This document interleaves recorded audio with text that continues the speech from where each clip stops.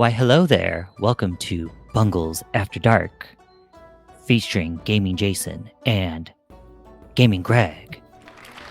I know that you all missed us for the last, week? 2 We weeks. didn't. 2 weeks. 2 Oh, weeks. wow. 2 weeks. Oh, damn.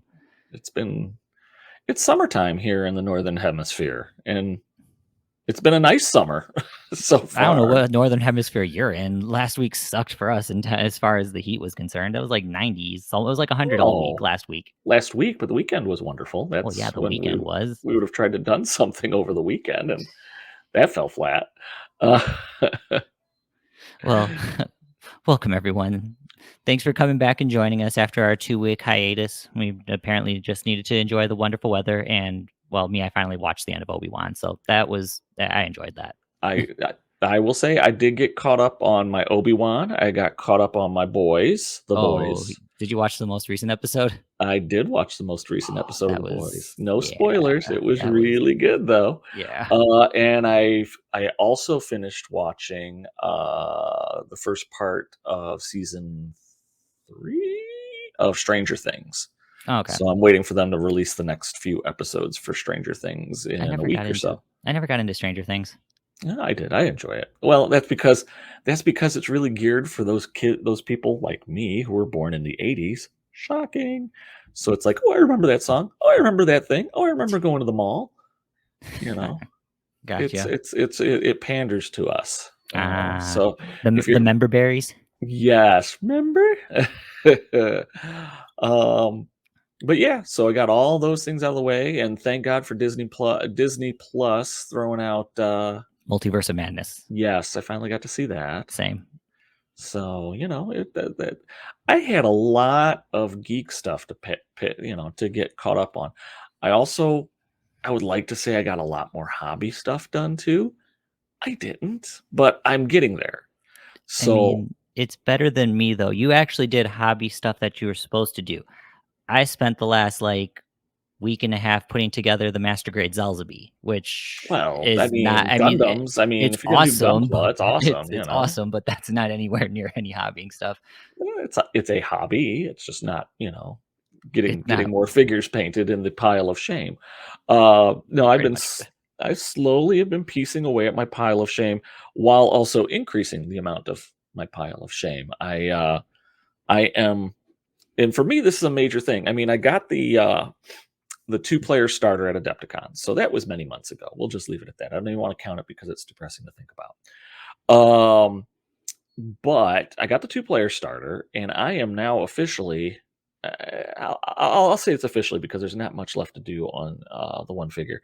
I am 2 figures away from completing painting the entire 2-player starter. The new 2-player starter. What's the last 2? The last 2 are the ones that I'm afraid the most to paint. It's Hidori and Mago or something. Mahu. Mahu. Yeah, she the ones with the auras around them because.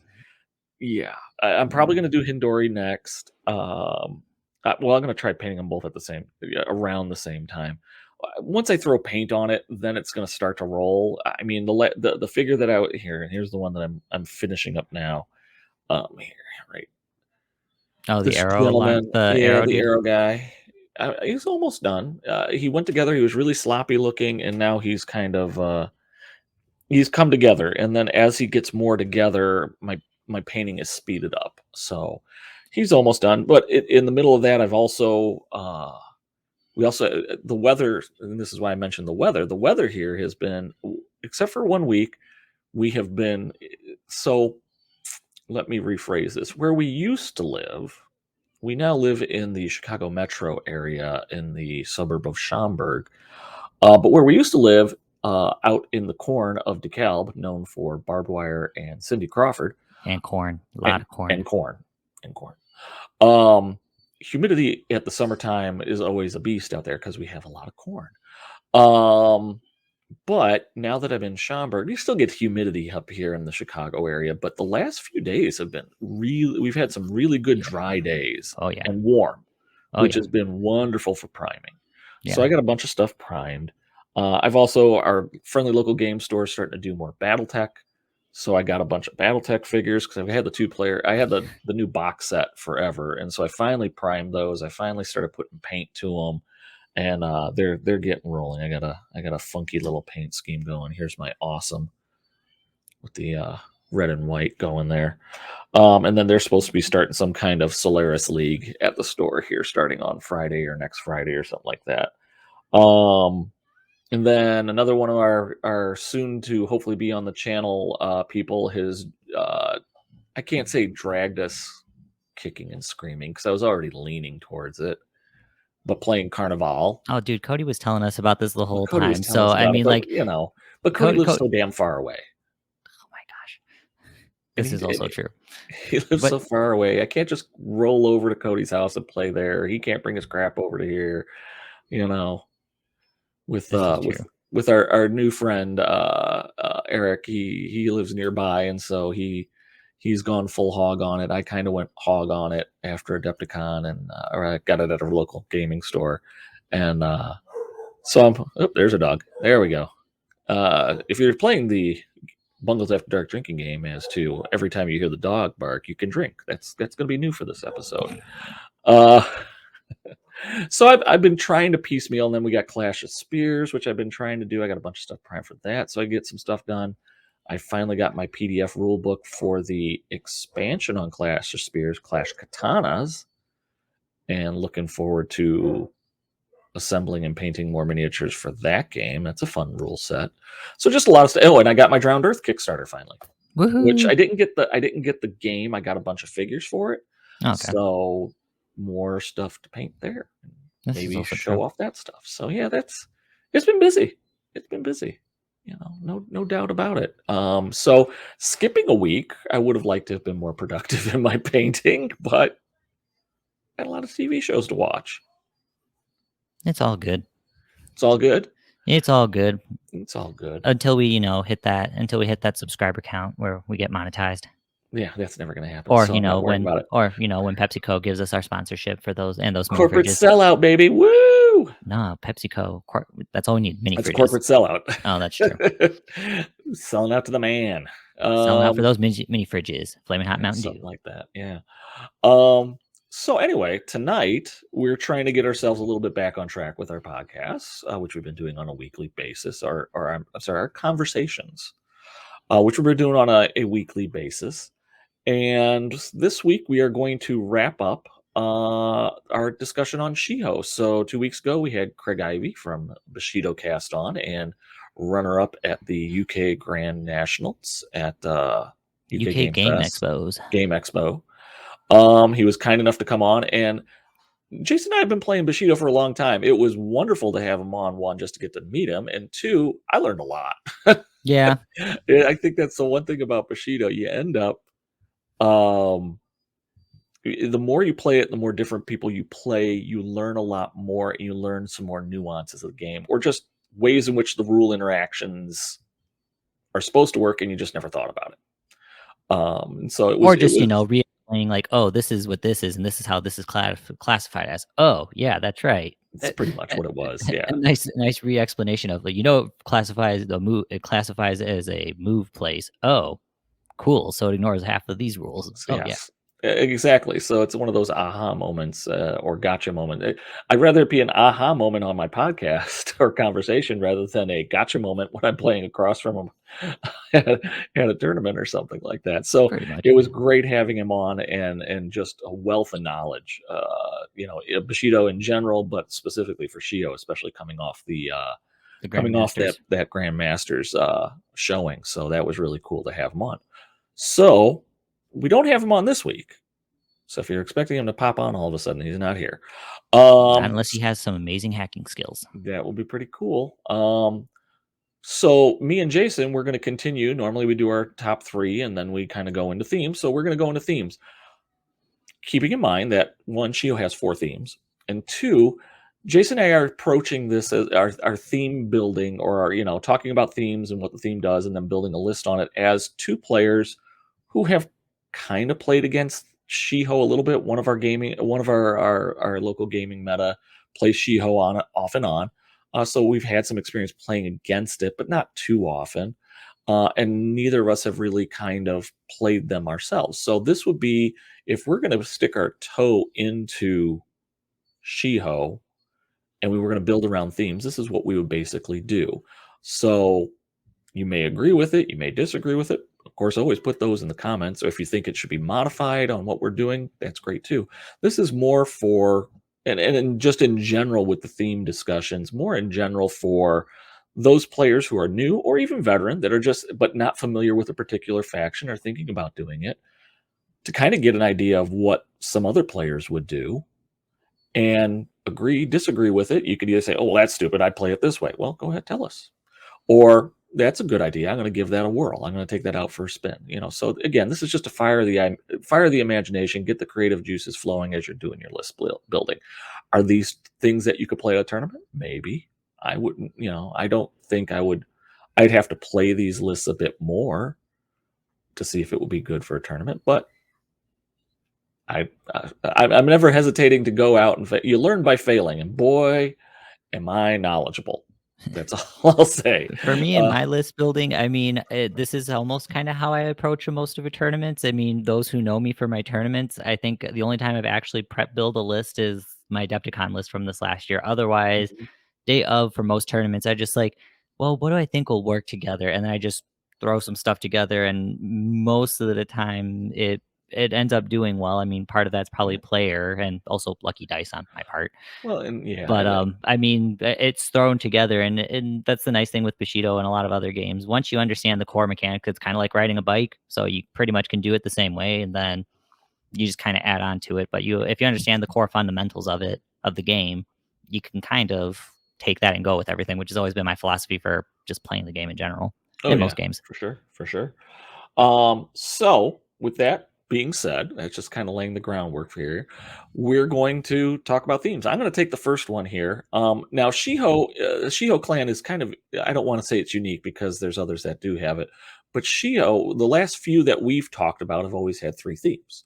One from like the starter box, one, and then two others that are usually in there. Shiho, because Shiho has a sub faction to it, the Tanakas, has four themes.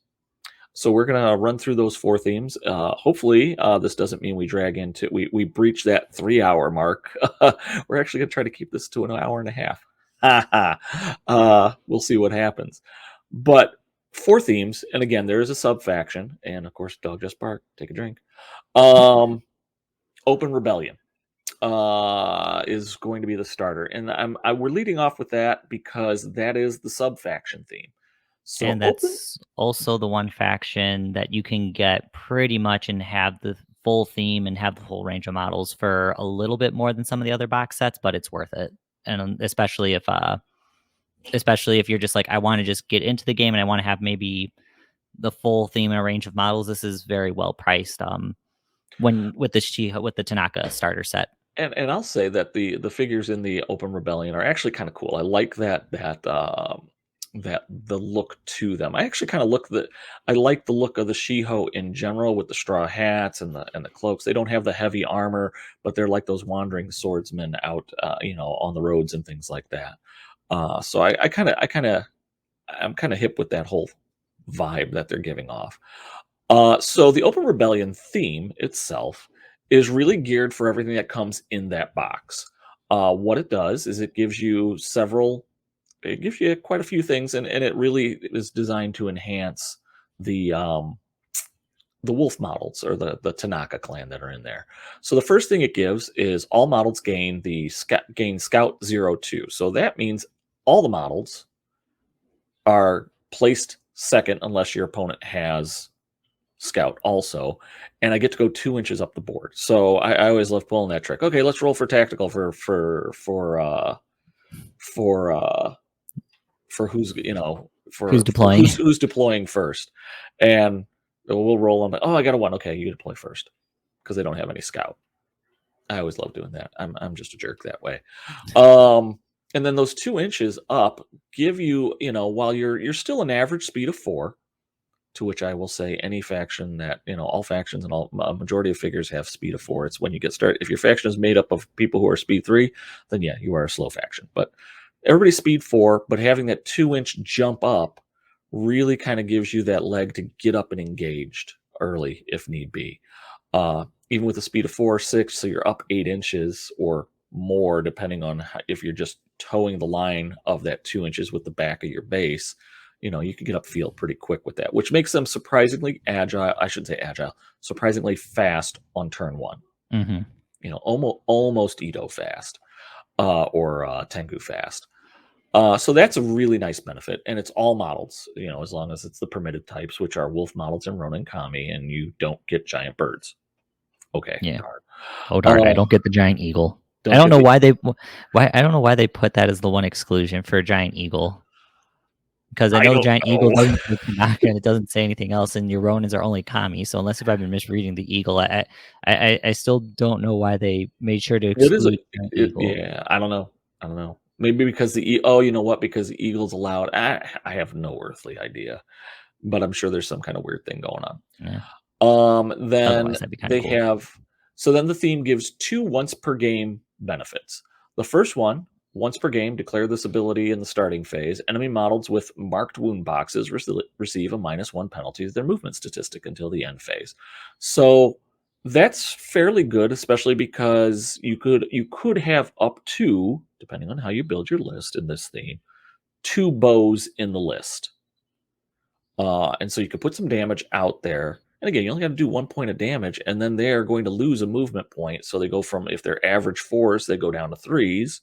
If they're 5s, they go down to 4. So they become a little more. So that gives you a little bit of an advantage to outmaneuvering them, getting to objectives, getting to zones before them if you've wounded the models that you need to wound. And so that's kind of nice.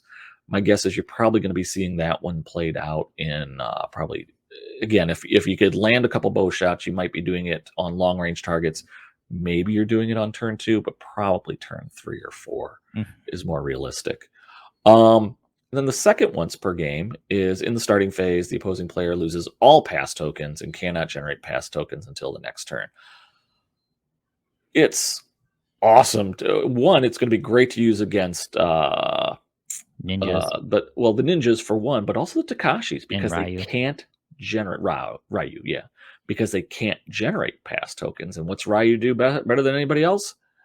Generate Generate pass pass tokens. tokens. Yes, like a beast. So that's a nice benefit to have. I find that I'm usually using it on turn 1, but if I was probably playing against Ryu, I'd hold it. Mhm. Now again, it could be a turn 1 thing that you got to do because especially as we've learned at the last major tournament, um, you get a ridiculous amount of pass tokens and then do some horrible things on turn 1. But at least you have that card in your back pocket to play. If they don't do it turn 1, then you could turn 2, and so it's kind of a waiting game on when that's going to happen. But again, you do have to do it in the starting phase, so it's a little bit of a gamble. But all fairly useful, theme benefits, but nothing I would say is overpowered or broken. Would you say that, Chase? No. I definitely feel like that the movement one's definitely more situational, but I mean, at Mhm. least it's still good. I misread it for the longest time that I thought it was a -1 penalty per wound that you took, and I was like, "Oh, Oh, that's disgusting." that would be cool, but no. But then when she explained, "Oh, no, it's just the -1," I was like, "Oh, okay," because I just thought thematically it's like, "Oh, dude, yeah, you're just, like, really bleeding out there, so that's why it's reducing you lose an inch per stat, so you could have someone go to 0 or something." Gotcha. Yeah. I thought that No. that'd be thematically, that just sounds cool, but, I mean, the -1 penalty is still nice because I mean, you're that inch away from getting into that zone or getting into an idol. Yep, for sure. So now, how would I build a list on this? Now, I'll be honest. I'm gonna click this thing here. So at the bottom, and this is the list that's going, but I'm gonna talk about my thought process behind this a little bit. So I've already got them up there already. Kazu and the Cubs. So, like I said, this list, and I won't say I'm a total novice at playing the Tanakas, or I should say Shiho, because I played the Tanakas quite a bit because I did get the box early and have been playing. I play it on and You play it off on and on off. occasion. Um, the Open Rebellion theme really lends itself to what's in the box, but Tanaka Kazu in the air is just kind of awesome. Mhm. And so you can play him in other themes. You could probably put him in the Shio Return. You could probably put him in some other things, but you really kind of want to play him with the other wolves, and you'd like to get a theme bonus if you're going to do it. So I've skewed how I normally build my Tanaka list. Normally, I do not have Kazu in the list, but I wanted to put him in there to see if he could work. So my first choice, 25 points, is I got Tanaka Kazu and the air. There he is. I mean, there he is in all of his glory. 25 points of badass that could hold his own and can hold off multiple people, and people are just going to go around him, or I don't even know else. They're going to try their best to like waste his time, but I mean, with tireless, it doesn't really serve that purpose unless if you're perpetuating him or you outnumber someone, you just kind of forcing them to use the pass tokens before Kazu's got to go. I mean, he's tireless. He's tireless, and he has endurance. So, okay, he goes and bangs on somebody, or people bang on him until he's not going to lose his tokens if you attack him. So, don't want to do that. If he comes out and attacks you, great, but his 5 melee pool doesn't go down because he has endurance. Well, crap. Mm-hmm.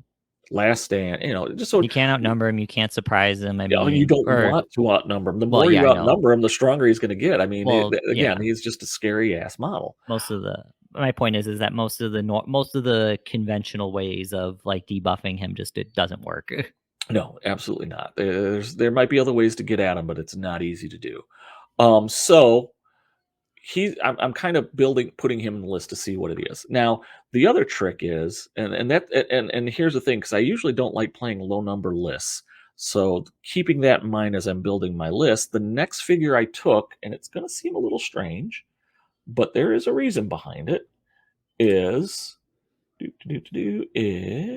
Tanaka Suki. So the second most expensive model in the Tanaka or Wolf Shiho, however you want to call them. So Tanaka Suki, the reason why it takes Tanaka Suki, aside from the fact she's actually a really good model, is you can only play Suki in the Open Rebellion, as it says in her unique effect there. This model may only be recruited into a warband using the Open Rebellion theme. So I can't use her anyplace else but that theme. So I'm going to do it. Mm-hmm. And what that does give me, though, is it does give me 2 tireless models with the option of making a 3rd tireless model because she has the key feat hunt. So I could give somebody else, I could have, if I'm playing a 6 model list, hint, hint, I'm playing 6 models. 3 of them are going to be tireless and everybody else has endurance. That's pretty damn good. Oh yeah. And again, she brings it. She's got the coordinated attack. She's got leadership, so that's good. Tireless, endurance, melee prowess, Dakota, because I always like getting feint if I'm going to attack. So if you want to think kind of hammer and anvil kind of thing, Kazu's the anvil.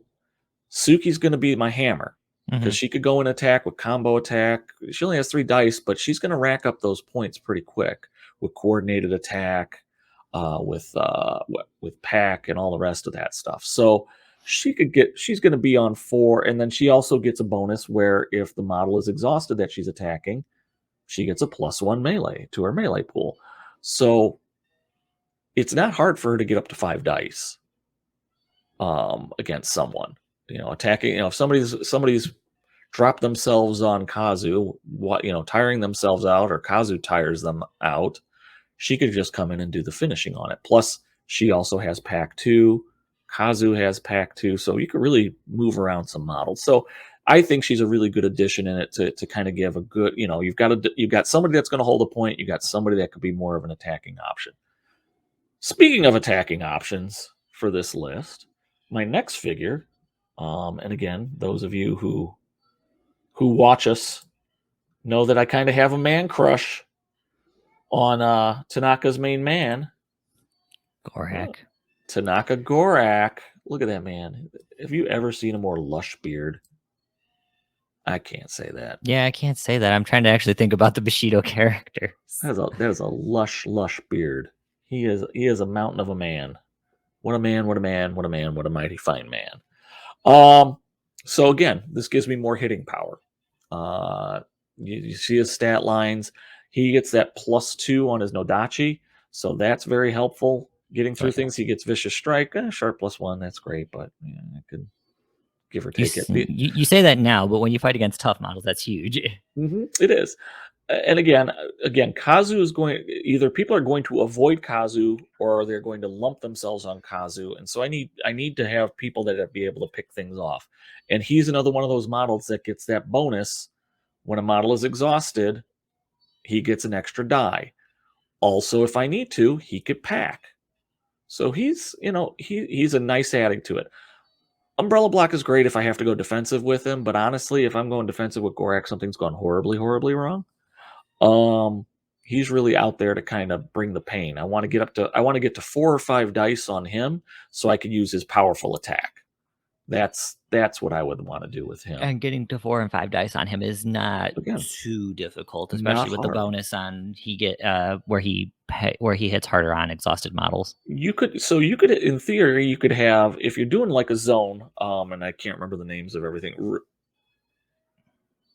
Oh my god, the one at the diagonal, Ryoto. Yeah, Ryota, I think is that You one. could have everybody start in the center and then start moving to the second one, and you just have Kazu hold the middle, and then you have Gorak and Suki moving up with maybe somebody else, or you have Suki and Gorak hold the middle, and Kazu just goes lumbering by himself up to with the air up towards the far one, Mhm. and then you leave the other models that you have towards the back. You know, you're lacking number of models, but you definitely have points. 19, 21, that's 30, 40 That's 40 points right points. there. That's going to take a good number of models to go and match that. And of course, Kazu being 25, that's and again, no one's going to really want to commit their big point, heavy hitting models to protecting their zone. But Kazu might do that, or try to dislodge Kazu from the middle. Good luck. I will say objective missions might be a little iffy with this group, but Yeah. it's still very doable, especially with the next models that are coming up. So Gorak, sexy model, super lush beard, beat stick. Still Those are needs things you reach. remember. Still needs reach. Well, or give him. I know Ryu has that ability that it's a key feat. Now, if they were to get rid of Umbrella Block, which I like Umbrella Block, it does give him a little bit of a defensive posture, but give him that feat that gives him reach. I'd be all over. I don't want him to have lightning reflexes. I want him to have reach, and it's a Jitsu or something like that on a Oh, Ryu yeah. figure. That There's a gives couple of it's an figures that have it. instant. Yeah, yeah, that's an instant. So I could see him totally having that. Less based on speed, more by the fact that his sword is long. And if the Mhm. sword is long, people, it's deadly. I'll just leave it at that. I'm not making any kind of assumptions. I'm not saying anything. I'm Uh, just thinking of the last episode of The Boys right now. yeah, yeah, yeah. Okay. Don't give anything away. I'm not. I'm not even going to say the name. It's now in my head and I can't get it out of there. All right, so we've got Kazu in the air, Tanaka Suki, Tanaka Gorak. The next one on my list, Tanaka Muna. So again, I say the next 3 Okay. models are to kind of round things out a little bit. But Tanaka Muna, I do enjoy. If I had more points, I would kind of soup her up a little bit. So she gives me a range shot. She's okay in melee. Um, she's one that I'm either putting the waning crescent blade or the waxing crescent blade on if I have to give me more punch, or if I have the points, which in this list I do not. Shadow is one of those feats that is a little bit tricky. So she's going to be probably one of those models that I'm holding back, or I'm trying to make the most of her ranged abilities. Shadow, if I could ever figure out how to properly do it, um, can really kind of help me mess up people, because that shadow ability a lot, as it says, during an enemy model's activation, when it begins a move in the pulse, once the move is completed, this model may walk its up to its move towards the enemy. So I can't engage it, but I could get close enough where it's going to be uncomfortable for them. Mhm. I think Shadow is one of those games that I wanna say just from a game perspective, they actually made it, like it's, like, perfect in the sense, at least for, like, what it's supposed to do, and then the bubble range, because 4 inches, even though on the board even though It's it's, like, a small board, 4 inches isn't big enough where it's like, "Oh, I can, like, abuse and overpower it," but it's, like, just enough where it's like, I'll "Okay, be I can do what I can with it." I'll be honest, I would like it at 6, I but think it'd be too strong at before 6 inches. it may be. I mean, well, you can't engage anybody with it, but you could pull yourself up to an objective with it if somebody's going. But the trick is I've already got to be really probably at that objective line to do it. Now, again, it Mhm. does save me an activation, so that's beautiful. Um, so I enjoy it. So other reasons why I like Muna in this list, aside from the fact she is the range threat in the list because I don't have any other bows in it. Um, Solid melee fighter. I could add some equipment to her if I have the points, which I don't. But she also has light-footed, which that will help me negotiate terrain. Um, and that's one thing I've noticed that Shiho in general lack, except for the loyal Kyoto. They don't have Pathfinder. They don't have Yeah. light-footed. Um, Now, granted, it really depends on what your local meta puts out for terrain, whether you are setting the judge is setting the board for a tournament or a friendly, or if you are doing more of you're putting your own terrain down. If you don't have area terrain, difficult terrain, whatever kind of terrain, then you're just relying on cards like wooden Rice Bale, stakes, Barricade, rice or bale barricades. You can't. It's impassable. oh. We're talking stuff that creates difficult terrain. Oh, The actually, wooden stakes is one. Wooden Stakes is one. And I know there's others that they're Farm. the caltrips for Oh yeah, anything I can throw down the caltrops, the mhm. plowed field Yep, for the villagers, or if there's yep. one villager that gets to like take, I forget if it's called the plowed field or whatever. So it's nice that you're able to then avoid that with light-footed. And again, with her doing what she does is kind of in depending on how you play her, she could be on the edges, and if the difficult terrain is on the edges, she's making advantage. She's keeping that to her advantage while forcing people to come at her. Otherwise, she'll just kind of pick them off one by one with her bow. But I like her as a model, Mhm. and I like her function. And the only thing I need to do is I just got to work on how Shadow works with her. That really is it. So then the next model in the list, if I'm taking now the lower ones, that means I'm probably not taking the Boku in there just because I want to squeeze some other stuff in there. So I took, and the one that I find that she's surprisingly good is Tanaka Yue, if I'm saying it right.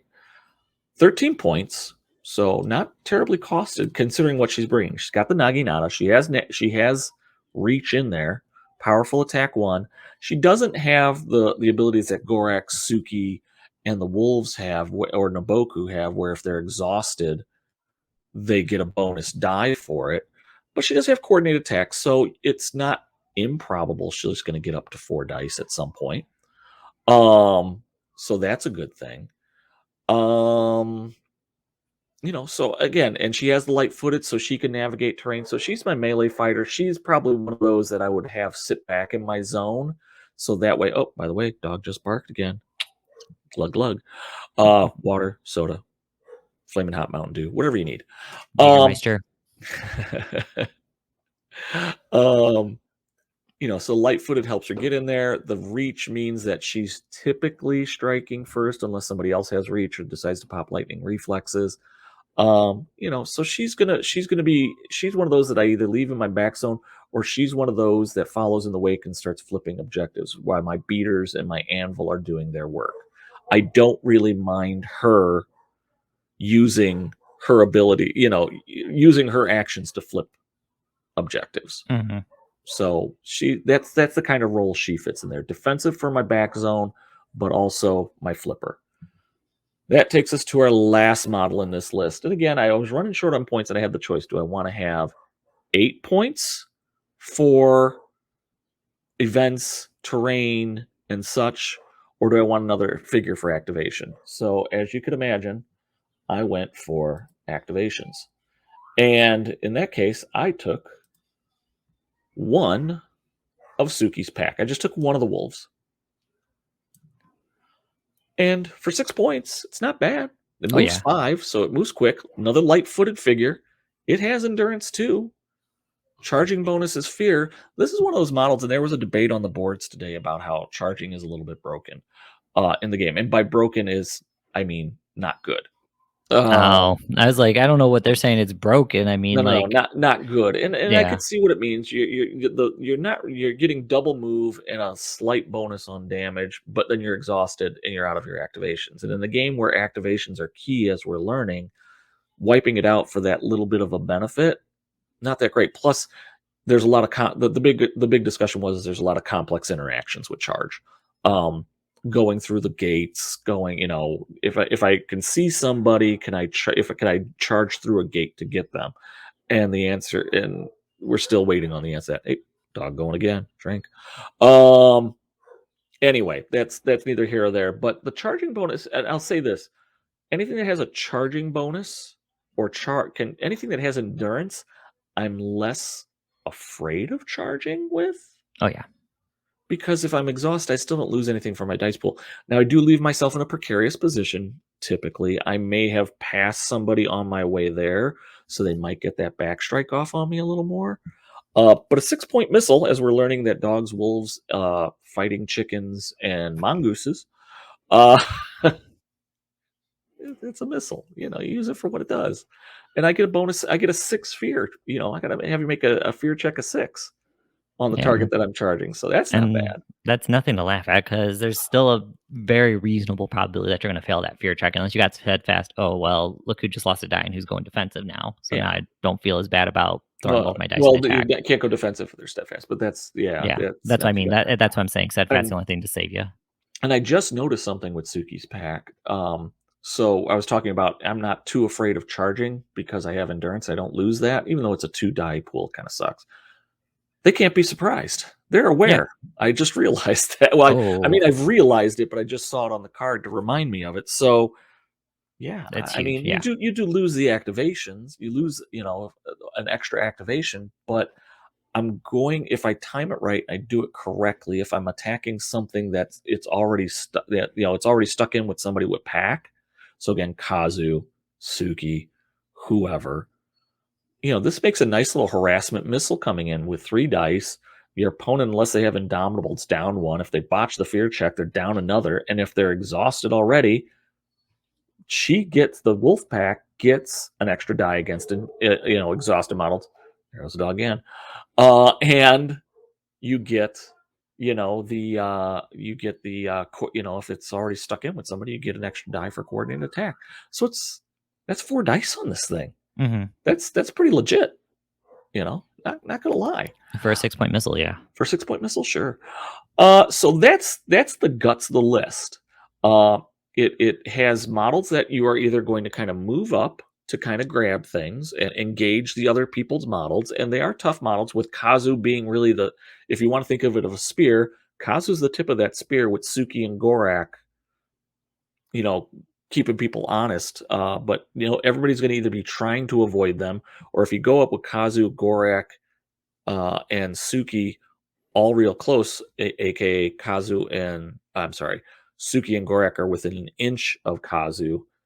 Now that covers a decent amount of space, because that's a fairly medium base for a 40 mil base for Kazu, and then 30s for the other two. Um, with Kazu's ability, you could just have him. He wants to get people engaged with him. Well, Kazu has the ability. Come on, computer. I should have kept him up, but I didn't. Kazu has that, not the absolute master, the intercept ability. Hmm. It's 2, but who cares? He's really not spending his stuff on much anyway. Um, when a friendly model in the pulse is selected for a melee action or is targeted by a charge action, this model becomes the new selected or targeted model. If the enemy has enough movement to reach the original model, it is instead moved in base to base with this model, the shortest route, regardless of the actual movement. So I keep those 2 in front of, to the sides to me or the front of me. No one wants to fight Kazu. They go after those. Kazu says, "Hey, no, you know what? Come on in. Join in the party. You're attacking me instead." And that way he could get a couple models on him. They beat themselves harmlessly on him, and then the other 3 just, wolf pack and kill him.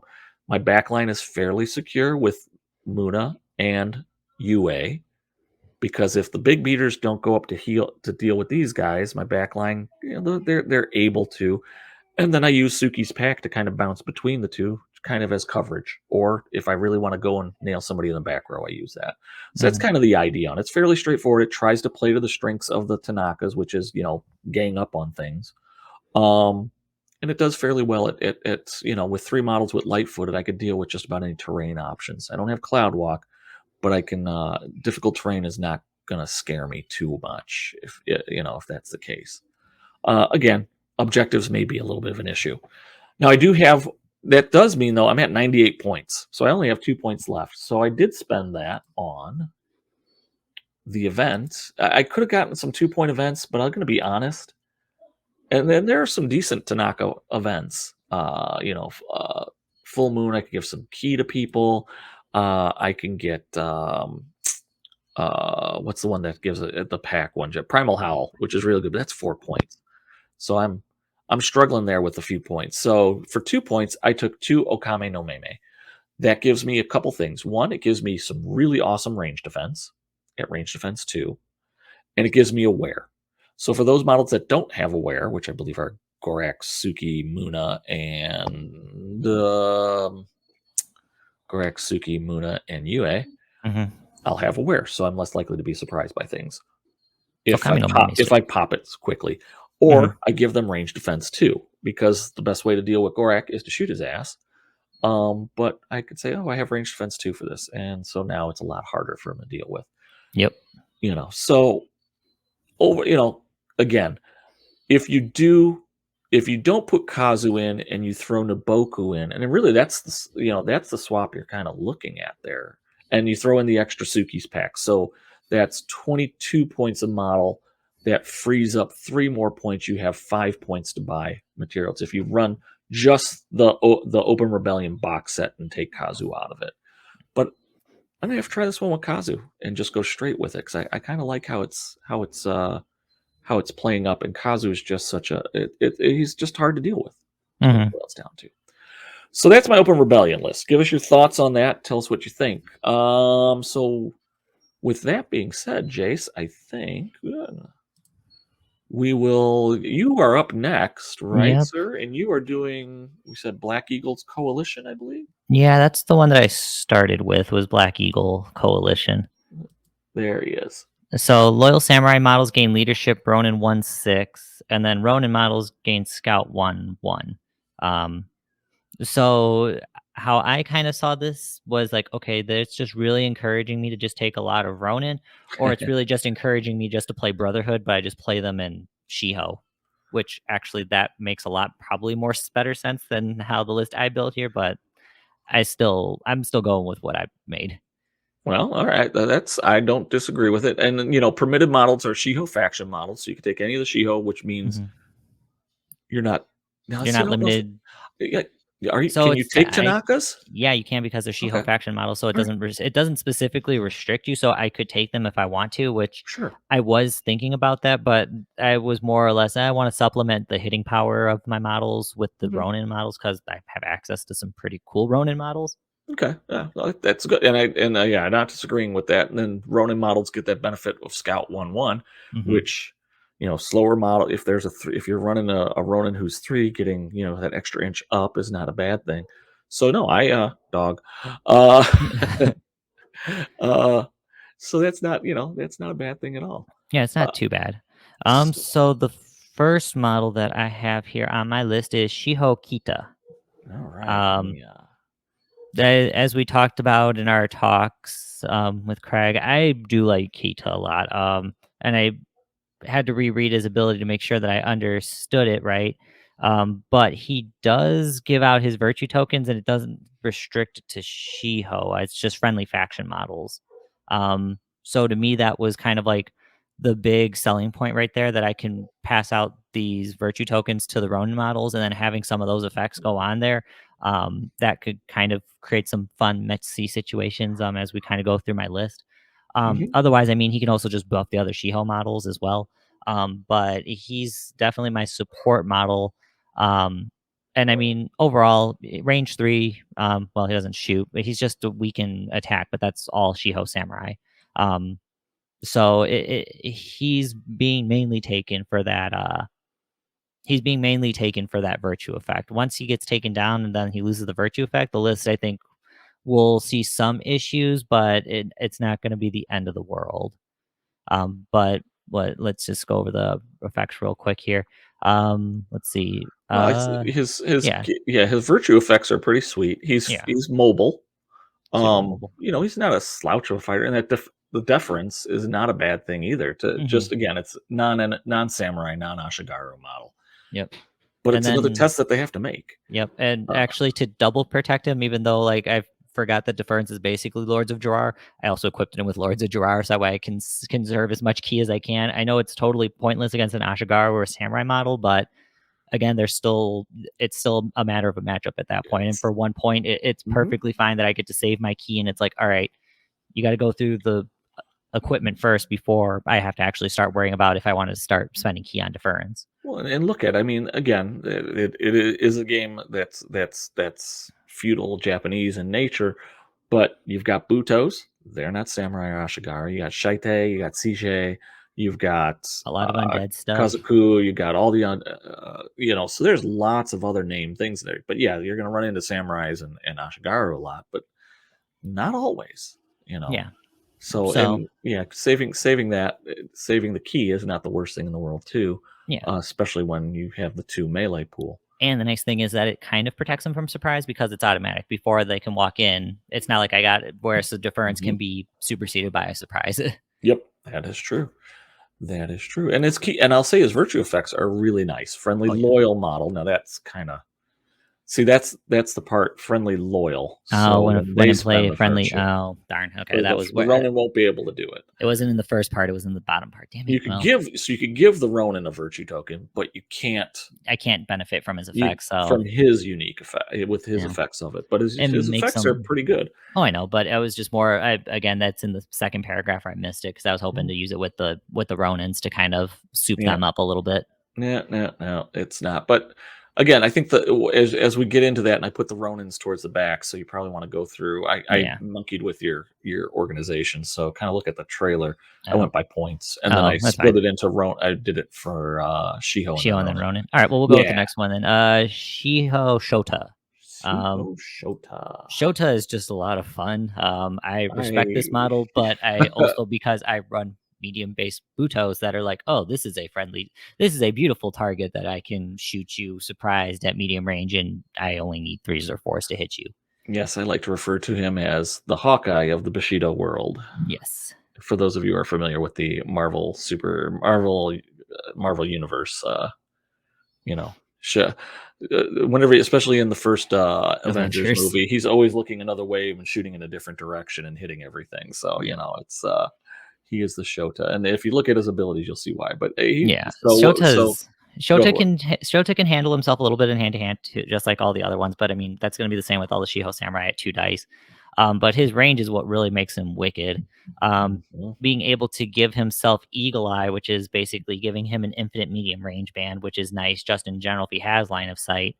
But then with his unique effect, where I can choose to add an additional reload marker onto him, and I get that blind shot that counts as surprised. That's mhm, huge.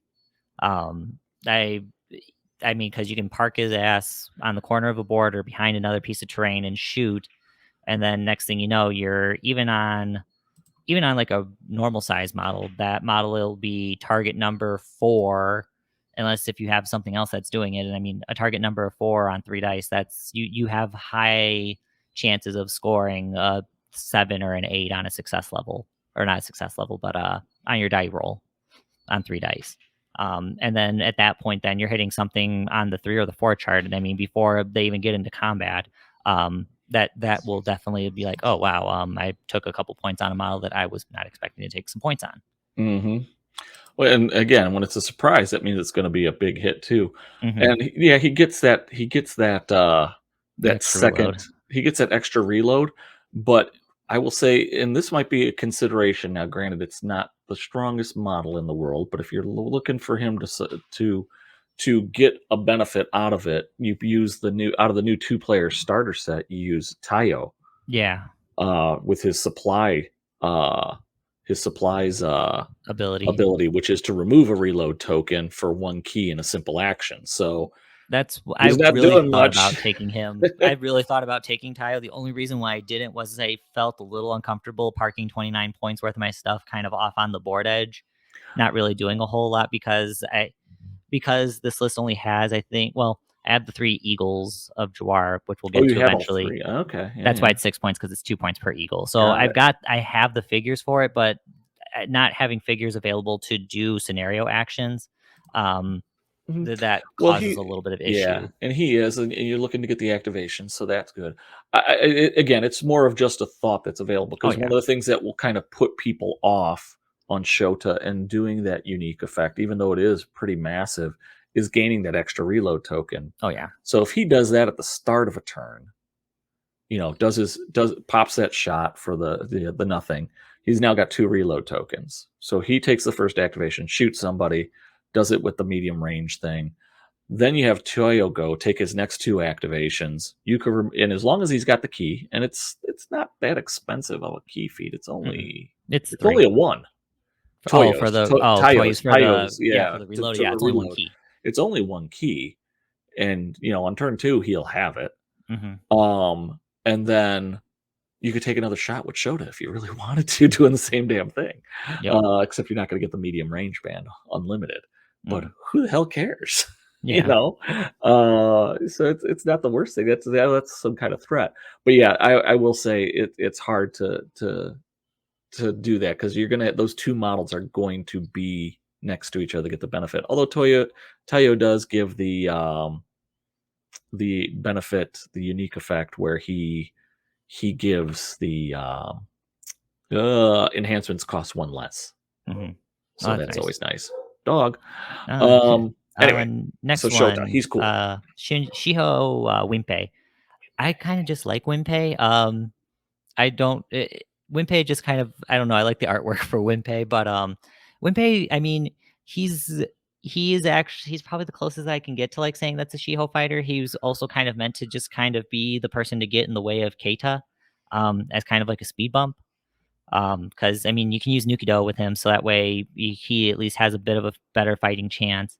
But otherwise, with having parry one innate to him and then sidestep attack or combo attack, um, that's uh that's Mhm. always just kind of just nice in general. Also, if I decide that I really need to have him fly in on a flank side, having booted, being one of the few Shiho models that I think can actually boot. No, a lot of them have booted. Oh, I thought that he was one of the few No, no, no, when I no. relooked at him. There's a few.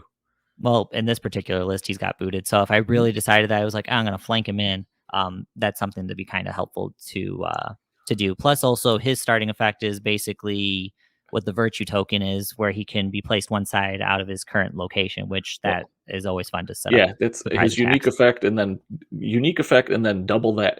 Combine that with if he's got a virtue token and Kata's on the board, then you get that again. Yep. So you can move 2 inches and then line up like Jason said, line up your surprise, get out of a terrible combat, or maybe move into base with somebody else because it's a move, it's not a walk. Mm-hmm. So you can move yourself into base to tie up somebody else. Mm-hmm. So there's a lot of different things that you could do with that. So and again, he gets stronger if he doesn't have initiative. So I think he makes him a very very good He's a good defensive speed figure. bump. Even for two melee pool, he could be very defensive because he's got the parry one. So that's think of that as an automatic success. Mm-hmm. So his 2 dice, at least when he's going defensive, isn't the worst thing in the world. And then when he gets that third die and a dodge +1, it's not bad. Oh yeah, he's not bad at all. He's a solid defense piece. Like he's a solid speed bump Yeah, yeah. And and then, a like good I said, protector for Keita if I really need to. mhm. And I have a feeling you're probably with all your Shiho models, all of them have flank. Yes. And added with what the Ronin do, then you could have all your Shiho models flank and come in late if you really Mm-hmm. wanted to, and then really cause some problems on the back and really force your opponent to think instead of normally everybody comes in on turn 2, stagger them out. I don't know. Mm-hmm. There's a lot of things you could do, especially if Keita's not giving a bonus to your Ronin. Mm-hmm. You could hold them off a turn or two. This is Uh, true. So let's so go into some Ronin stuff because this is some of my there's more so fun, interesting ideas. so he has So yeah. I This took is this is fun. Tenbatsu for Oh my. I took Tenbatsu for this list just because I was like, oh Tenbatsu. damn, I can get an inch up the board. Oh, guess who knows who's going up that inch? Tenbatsu. Even though I Tenbatsu. know Black Eagle probably would work out better with it, I I just like Tenbatsu. I've played against him, and I mean, when he gets in there, I mean, he is somebody to be feared. I Oh, haven't seen a without a whole lot doubt. of people play him a whole lot, but I mean, 4 base dice with 2 to boost, that's Mhm. huge. having the modes to switch between the Infernal Katana and the Cursed Katana. So I mean, a majority of the game he's soulless, and he's causing Fear 6, which is huge. He's heavily armored. He can 8 take wounds. on 8 wounds. That's true. He's got Indomitable 1, which is nice. He has split attack, which that's also super nice. So if someone thinks that they're going to Mhm. try to gang up on him, or he can gang up, or he can deal with more than one person at a time. Um, Yep.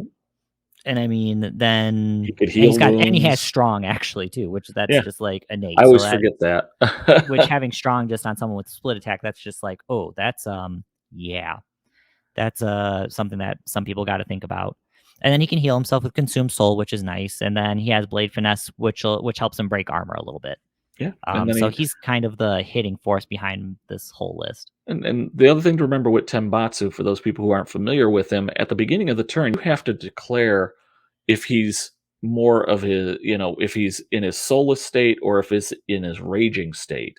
So he has Oni Rage, which Oni Rage will give you a Berserk token, plus it'll get you 1 to 2 more ki, depending on what you roll. Then you're allowed to use the Infernal Katana. But if you don't Oni Rage, then you're using the Cursed Katana. Oh darn, combo 1, defensive strike 1, with on a 4-die model. Who cares? I'll And spend the die and get something cool. you get Fearless and Fear or 6, Fear Terror, and 6. Soulless. Yeah. So yeah,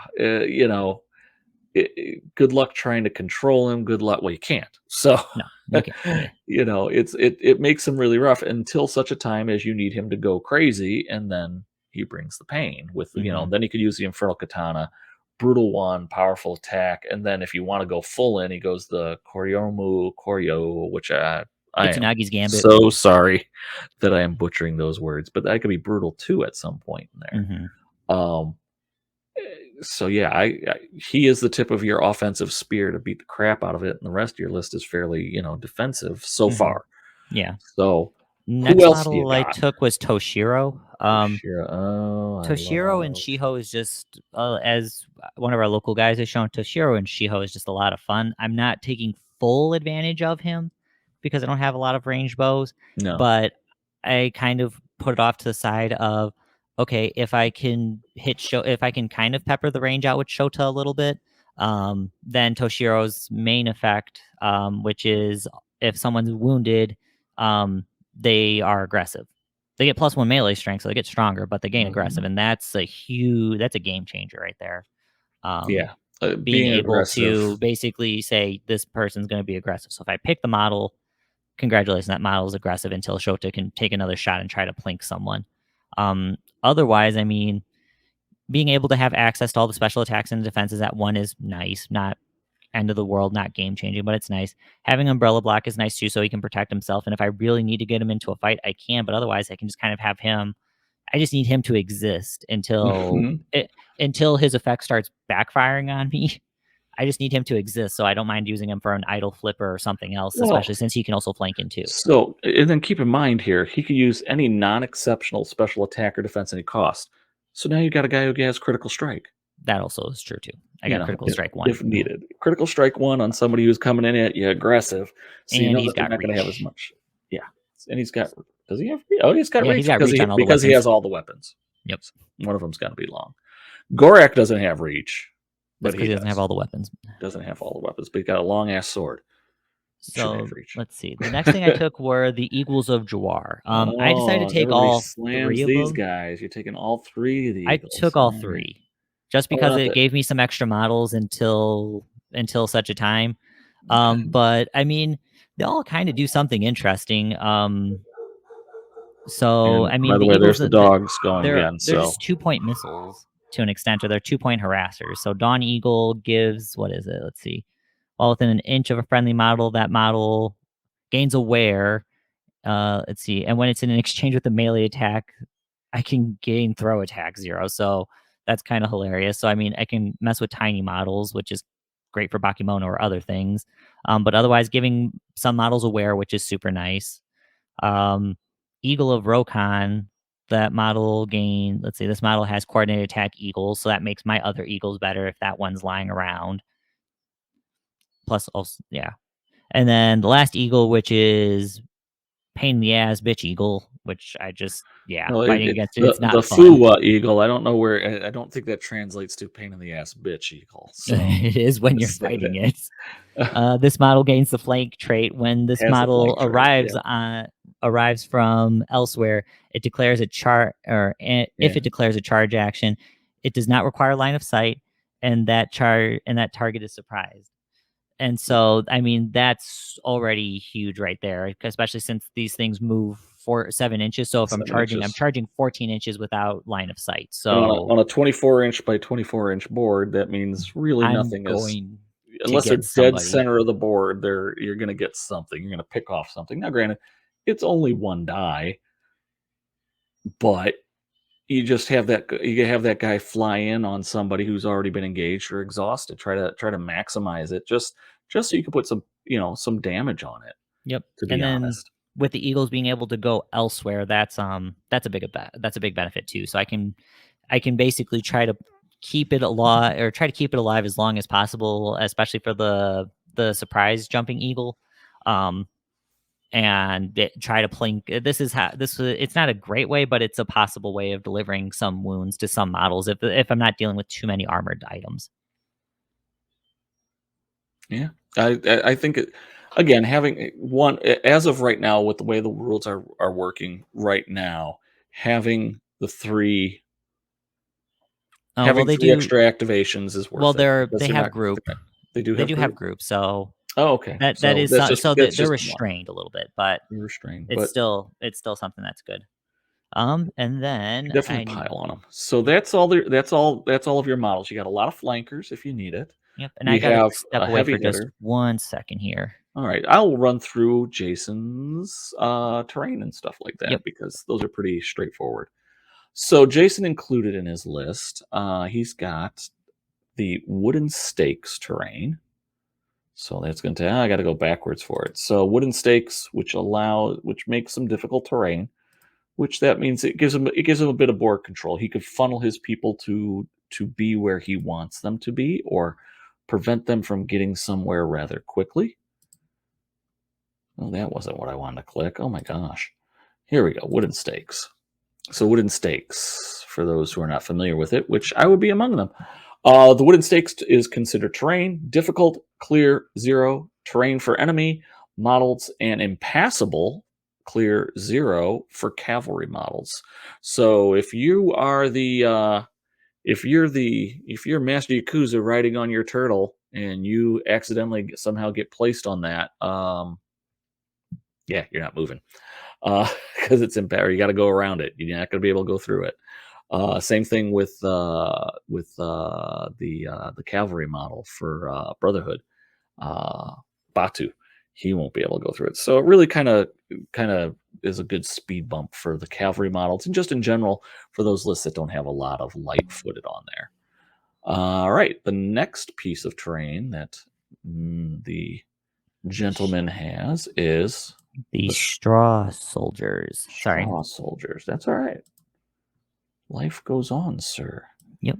So straw soldiers, and it looks like you took 1, which you can only take 1. Yeah, you can only take one. But set this terrain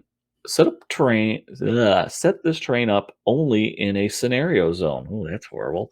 It counts as a model. It's small. It's impassable, blocking, small, destructible.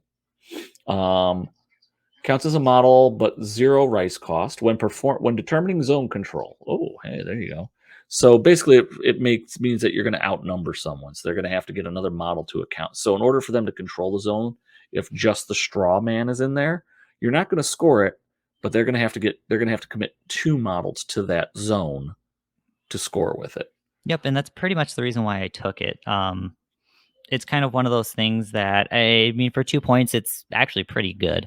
Mhm. Um, I mean, if anything, if I put it off to a zone and my opponent's not thinking about it, I'm gonna get lucky and I'll score a victory point.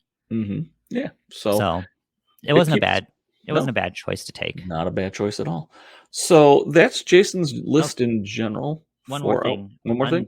the unfurled feather. Or did you Oh, talk I about forgot that? that. Yes, That's yes, kind of at the actually a event. slightly bigger thing. For Sorry about this that. particular list, especially with Shiho in general, you just have a crap ton of flank. But, so you play during the deployment for the rest of the game in the starting phase before a tactical test. If a friendly model will deploy using the flank trait, choose a friendly model to gain Tactician 1. So, I mean, basically for the whole game, I get Tactician effectively, depending on what I'm jumping in and out. But if I'm using the Eagles of Jawar, for instance, and I'm able to send them elsewhere, I mean, effectively they'll be cranking out every turn until they all die. Yeah, yeah. So that and way for you're 1 getting that point to also. get that and to get Tactician, to me, that's totally worth it. Not to mention, if I decide to use any of my other Shiho models to flank in, um, it's gonna be just the same. I'm gonna make sure that at least this list is designed where I have enough to get Tactician 1 Mhm. pretty much every turn if I wanted to really try for it. Now, the big question is the Eagles of Jawar, are you able to bring them in on turn 1 from the flank? I don't think so. I don't think it specifies that you can. I think that's still a restriction. So Okay. turn 1, I might not get it, but the rest Right. of the game, I should be Yeah. able to To crank it from out t one way or yeah, the turn other. turn 2 onward, you should be able to get it. Okay. Yeah. And again, turn 1 is more, fencing for position and stuff like that. So while it's important to get it, you have a tendency to it's not as critical in my opinion Mhm. as getting it on turn 2 or 3, or even 4, or later in the game in general, when engagement starts to hit. So that is Jason's Black Eagle Coalition theme.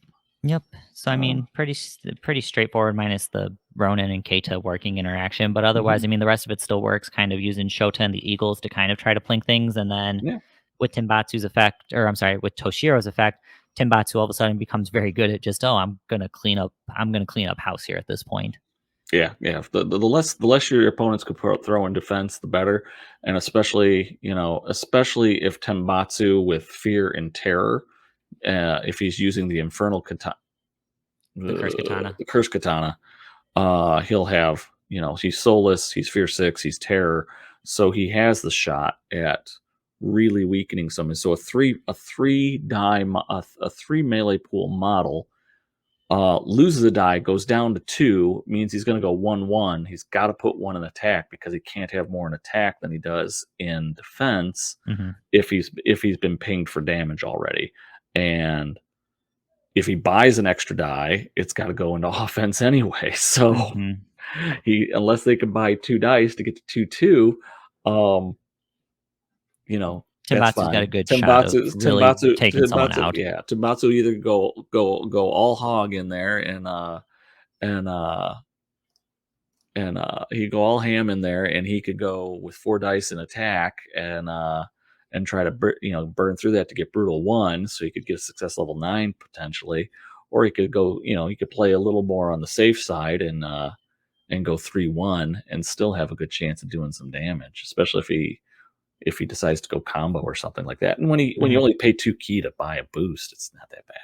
Oh yeah. So it's an interesting take on it, and it kind of again working with those with the different Ronin that Shiho can take. Not necessarily Brotherhood, but the other ones are kind of interesting, and I do love my Tembatsu. Hmm. All right, so that brings us to my second one, which I took as not that. No, I don't want to press that. There we go. I took the Shiho Returns as the theme that I was working on. So this theme, and I don't know where this theme is, but this theme is like one of those that it's kind of like a serpent's coil. It allows you to not that the Black Eagle Coalition couldn't do it, but this one I think is a little more geared towards it because Black Eagle's Coalition kind of wants you to pull in Ronin.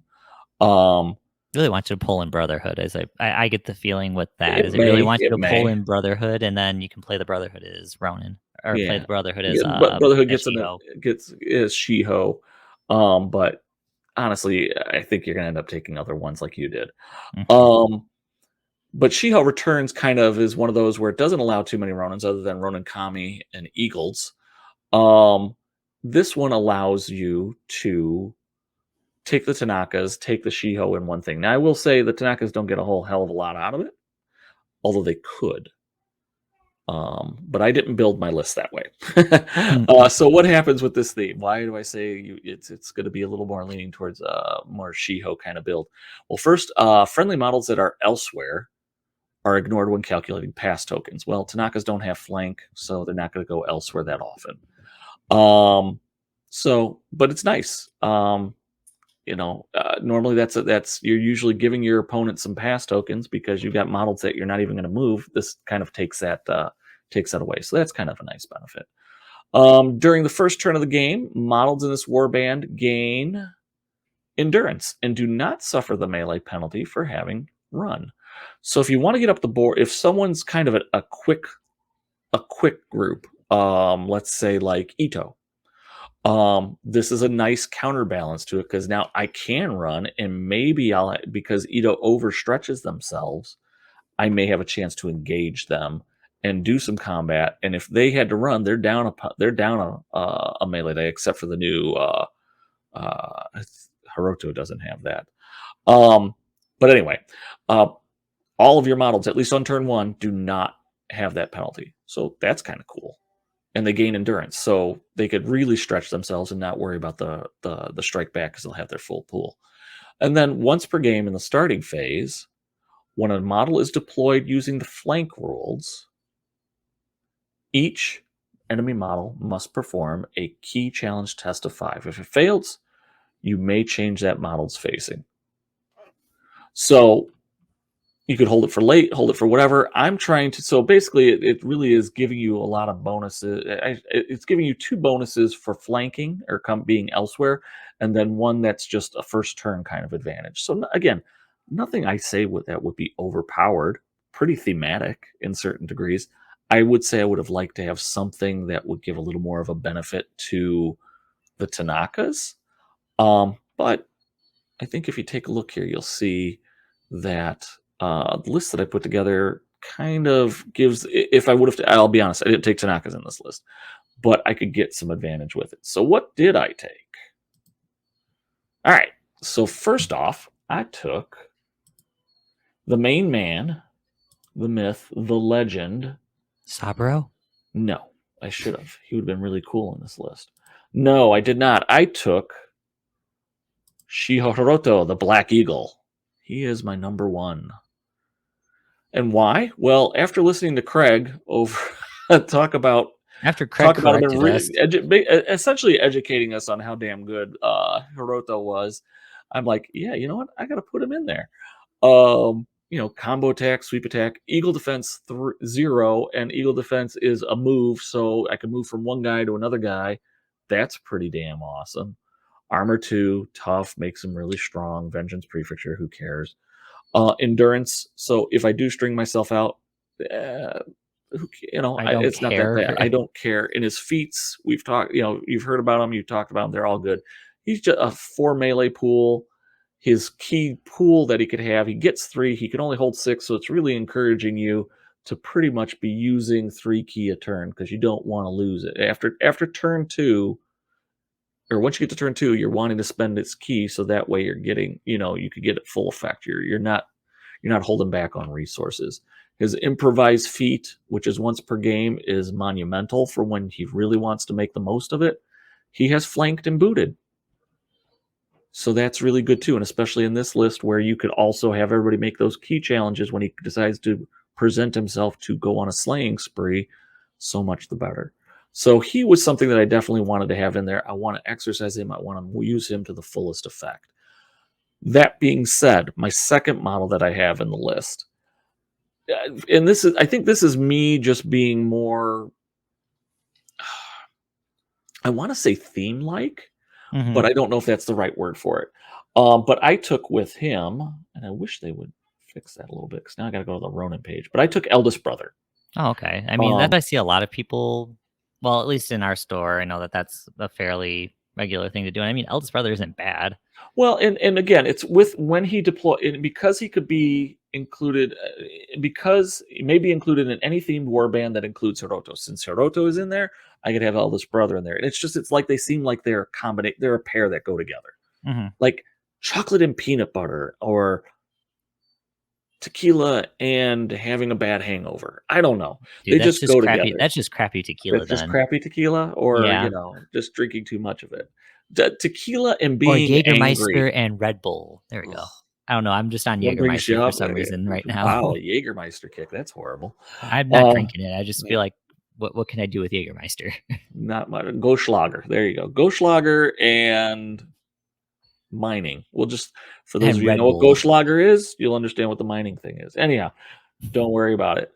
Um, so eldest brother, I want to have him in the list. This gives me a second This gives me a second tough customer, with tough, with regenerate, with consume soul. So he's going to be a hard target to take down, and he could hit like a ton of bricks. Yeah, he doesn't have melee prowess, but instead he has the far better, in my opinion, kata. Oh look, Mhm. I rolled a 1. Darn, I get to count it. Resistance. So I think he's pretty good. Plus, if somebody, he has Oni Rage, but then he has Chanyu. So, I'll activate, and then on the first one, I will get rid of the Berserk. So I and my Impetuous marker, and I get extra key. Darn. I mean, So it it's cost me 1, which I'm going to yeah. get from getting the Oni Rage in the first place. So, but I may get 2 key out of it. I don't know. Or maybe I just do want to go berserk and go aggressive and beat the crap out of stuff. It's at least there. Um, My biggest I thing with Eldest Brother is the other thing is you get to put him with Black Eagle when he comes in. yes. So he gets to move. He's an average speed character, but all of a sudden he's like, oh look, I got to go like all the way down the board. And he's one They of those figures that's like, oh, um, I have no answers back here to deal with this guy unless if right. I can So shoot him.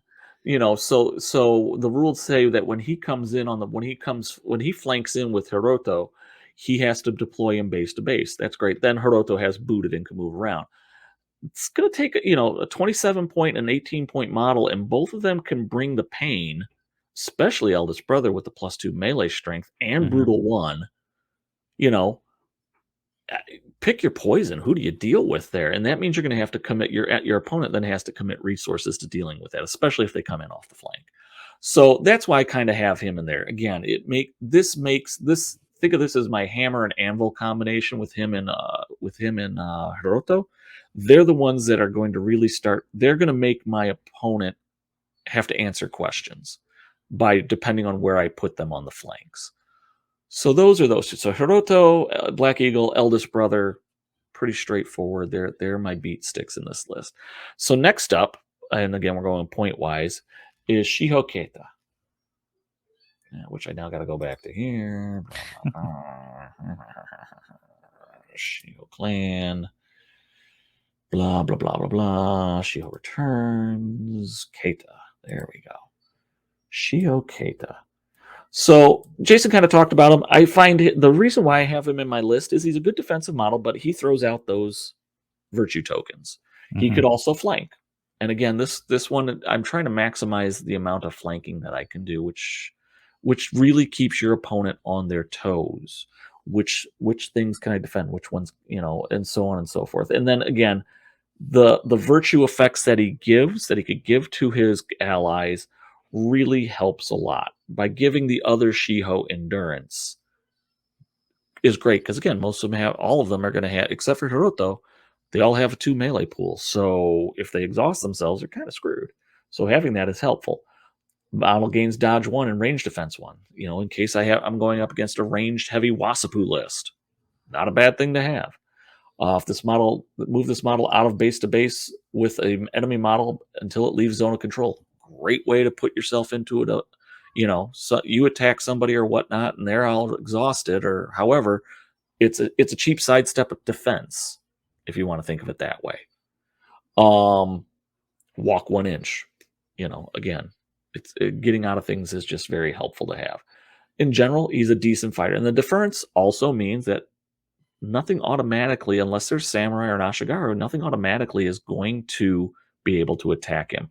Those 1 key models have a chance to flub that test. So, again, it's asking questions. He's probably not going to be a frontline fighter, but he's there as a support. And again, he could come in on the flanks. He's booted, so he may be able to line up an attack that no one else really sees, or at least start scoring some points that he really shouldn't. Hmm. Next up is Shiho. Whoa, Misaki. So Shiho Okay. Misaki, 12 points, loyal samurai, katana, and a bow. So I really like that, the loyal Kyoto, and then there's another Shiho Yosuke, Yosuke, um, can I thought it fight was and Yusuke. shoot. Well, it's funny on when you look at the card, it's spelled Yusuke. Oh. When you look on the wiki dot for its listing, it's Oh. Yosuke. So I don't know if they did it phonetically or whatnot. Anyway, um, I like those models because it gives you flexibility on how you want to do things. I could use them as range on turn one, and then I could still be an able fighter, although they are better at range. Um, or I could just keep them moving range because again, when they take a weight action, then they get lightweight, so that really kind of helps them. So turn one, take the pot shot, or take it at the end of turn one, take the pot shot, start turn two off, blow the token out of there by taking the weight action, then go and get a lightweight shot at closer range. And by that point, you're already in there. More importantly, booted and flank. So now I could try to make that ranged attack before I decide to close in melee from behind and get the surprise bonus. So very, very nice to have. The Debana, after causing damage in a melee exchange, this model may move away from the defender until it leaves zone of control, at which point its movement ends.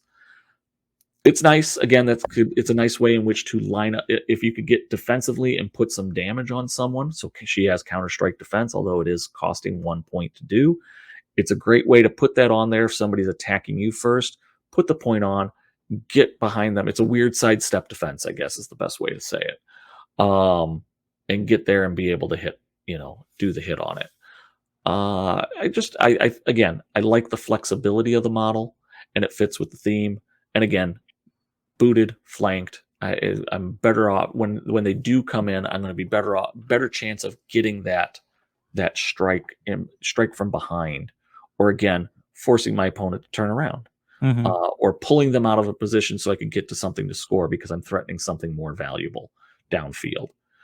So that's why I like her. Again, I think everybody in this list has booted and flanked except for eldest brother, which is fine. Yeah, he doesn't need to boot. He does not need to He boot. gets the benefit for being with Hiroto when he comes in. So He's the Onishu Man Mountain. pretty All much. right, so that brings us to the next 12 pointer, which is Shiho Wimpai. And again, he's just a good, solid, all-around model. He doesn't have the flexibility that I would like to have ranged. I only have one ranged in this list, and I wish I had more. But booted flank, so then I could start threatening things. People don't know exactly what I'm going to do.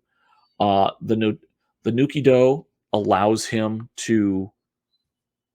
It means that I'm probably going to put him in a spot where people attack him, so I don't have the initiative. So that way, I have 3 dice and I get dodge, Hmm. rather than using him offensively and being, having him go forward and do stuff. And it's cool. In the starting phase, I may place this model within 1 inch of its current position. So it's nice to be able to move out if need be. Now, not great for when I'm trying to make a fear check, but in general, it's a nice ability to get me to move me around and put me in different spots as needed. Combine that with a virtue token that may give me another 1 inch move.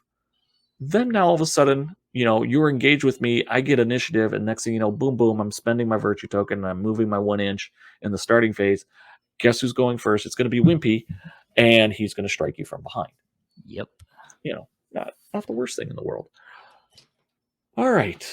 And that takes us to, I think this is my last model in this list. Yes. And it is Shiho Sayaka. Okay. Sayaka. 10 points. 10-point model. And if you look at her stat line, she doesn't look much different than any of the other models in the list.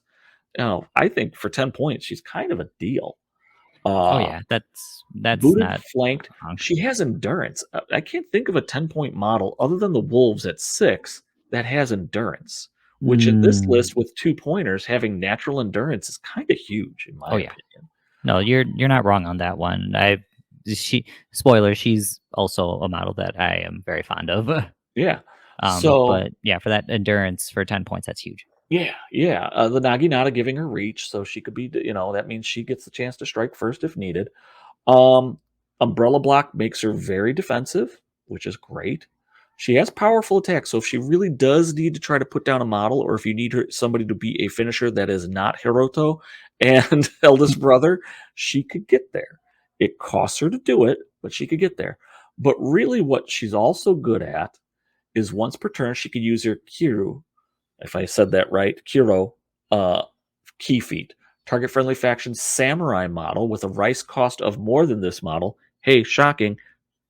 Everybody's more expensive than her because she's only 10 freaking points. Gains +1 to its melee or range pool until the end phase.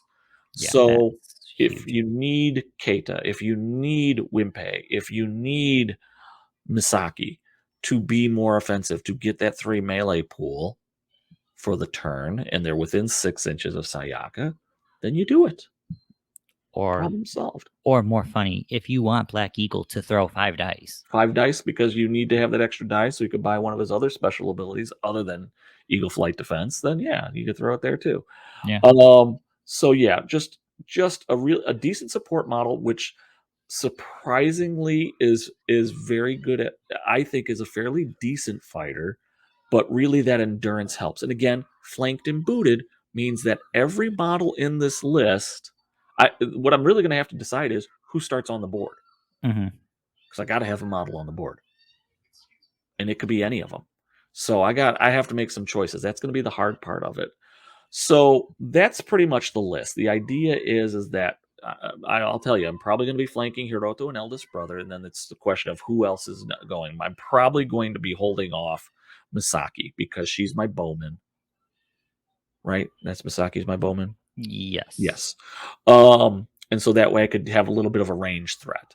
So then, and then have everybody else flank either on the same turn, turn 2, or maybe I hold them off to turn 2, turn 3, turn 4. Depends on how things go. So now we take a look at what did I throw in for my. I have a surprisingly large amount of. I had 6 points left over. I really wanted to put another model in, but I couldn't afford to get Yusuke in there. I thought about taking eldest brother out, Ooh, that's a but either tough I sell. again, if I put Yusuke in, then I'm gaining a boatload of stuff, and I really don't have a good samurai model to put in unless I dip down and take Muna. But then I don't get any. I don't have any. What's the word I'm trying to say? I don't have any rice left to buy anything. Mm. So I just left eldest brother in, and that's why he stayed in there. It was at a weird point total that made me do that.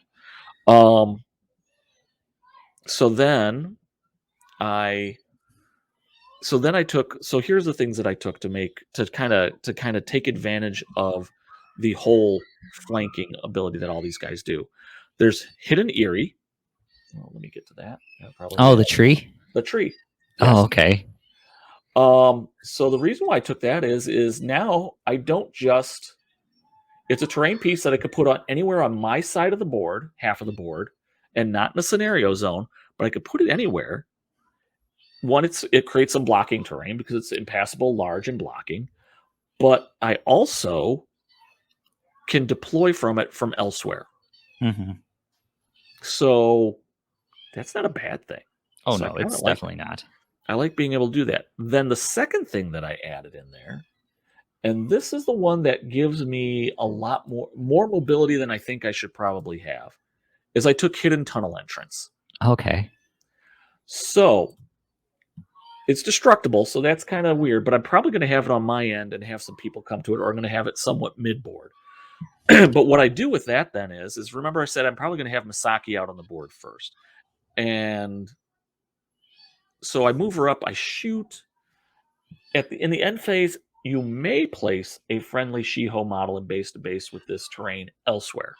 So basically, if I'm going to have some guys come in on turn 2, I have her in base to base on turn 2. I reload, I maybe take another shot, then I go elsewhere so that way she comes out on turn 3, 4, whatever I want at that end, and then she's threatening further up the board. And then I could have my other guys moving towards this hidden entrance so that way I could keep everybody kind of guessing or force my opponent to blow a wait action in 2 key to destroy this piece of terrain Mm-hmm. and stop me from being very mobile. or being, you're not sure where I'm going to come out. I'm coming out on from one of the other sides. Am I coming deeper in the board? Am I coming further back from the board? Are you Who's coming really from doing? the Erie? Because you Yeah, am I can coming come to from there the too. Erie? Is it going to be her? And then it's just basically though that you'll know who's going to be because it's going to be whoever's around the middle of that where I'm going to wherever I'm going to situate that is going to be where it's at.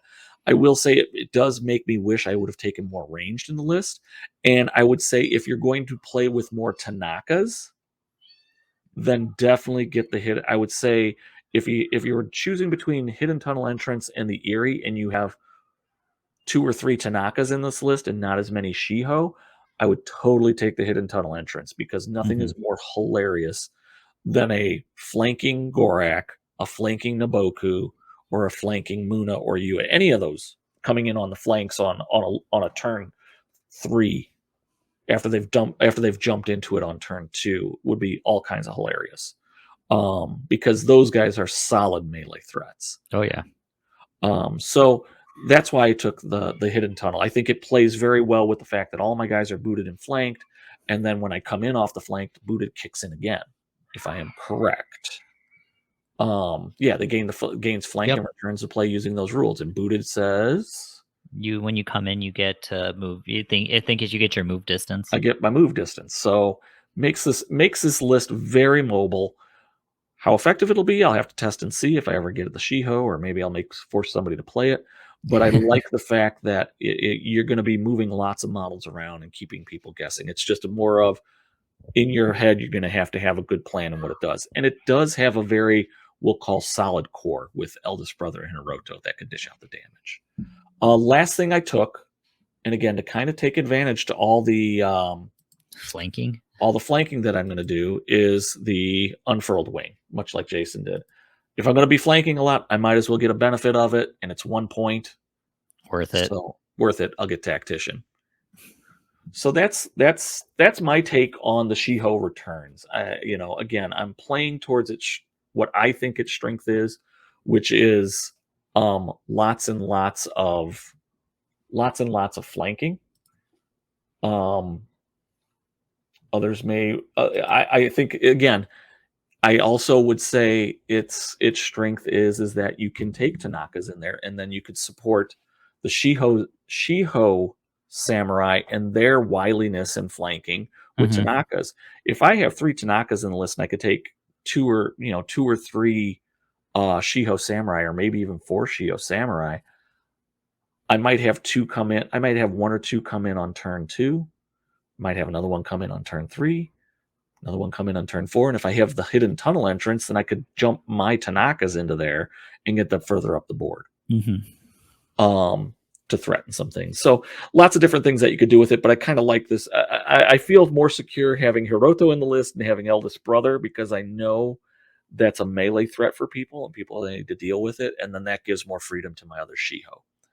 Yep. All right, so that brings us to the last theme of the night, which one is it?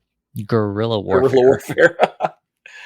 Shows you how well I've been keeping track of things. Guerrilla warfare. It's There we okay. go. I have it written on top of my note here, and I Thank think God. now that I'm looking at it, even though I'm pretty sure I spelled it off of what was on the card, I think I misspelled it. And since no, you spelled it right. Oh, I did spell it right. Okay, wait, now. I guess I'm used to thinking of gorilla like the animal, not this way. Yeah, you've been taking so much of the silverback gorillas, Yeah, pretty much. All right. So So what do you let's got see. for us? So guerrilla warfare. I like this theme a lot. I don't like playing against it, but I do like it. It's definitely up there with Shiho Returns. Is probably, in my opinion, one of the better uh, tiers or one of the better themes to play with. So you may choose one of the following in any starting phase. Each ability may be only chosen one time. After you use 2 of the abilities, you discard this card. So you have 3 different abilities. So ability 1 is move each friendly model that is currently in base to base with an enemy model until it leaves the enemy's zone of control. That's super nice if I need a quick bail or to set up some other things. Mhm. Ability number 2, all key boosts for friendly models cost 1 fewer key token until the end phase. That's really, really awesome. Because Mhm. it's anybody that's in the theme. And then number 3, Got for 4, by the way. oh, 4. I'm looking at the dots here. Oh, Yeah, I there it know. is. Let's see. So number 3, friendly models with marked wound boxes may reroll defense dice until the end phase. That's basically you're giving yourself a pseudo martial prowess, but you got to be wounded at least. And then the last one, for each friendly model currently elsewhere using the flank trait, immediately re-choose the arrival turn. You may not choose turn 1 and the table edge if as if you had just gained flank. That's a huge one to me, especially if you lose on tactical roll because you got to pick beforehand, or even if the game is going in a way where it's like, I need this person to come out on this side. Um, so that's a huge one, just to gain advantage. And then permitted models, you can take Hiroto and any loyal models. So pretty much stuck with your core Shiho models. You're not going to be able to dip into the Tanakas, unfortunately, but not the end of the world. So let's take a look here. Yeah, it's I kinda like this theme. This has got a good theme. We got the dogs going nuts, so that's why I was kinda muted. So keep So going there. keep taking your drinks, people, listeners at home. With the amount that they've barked, I'd take 6 drinks on this one.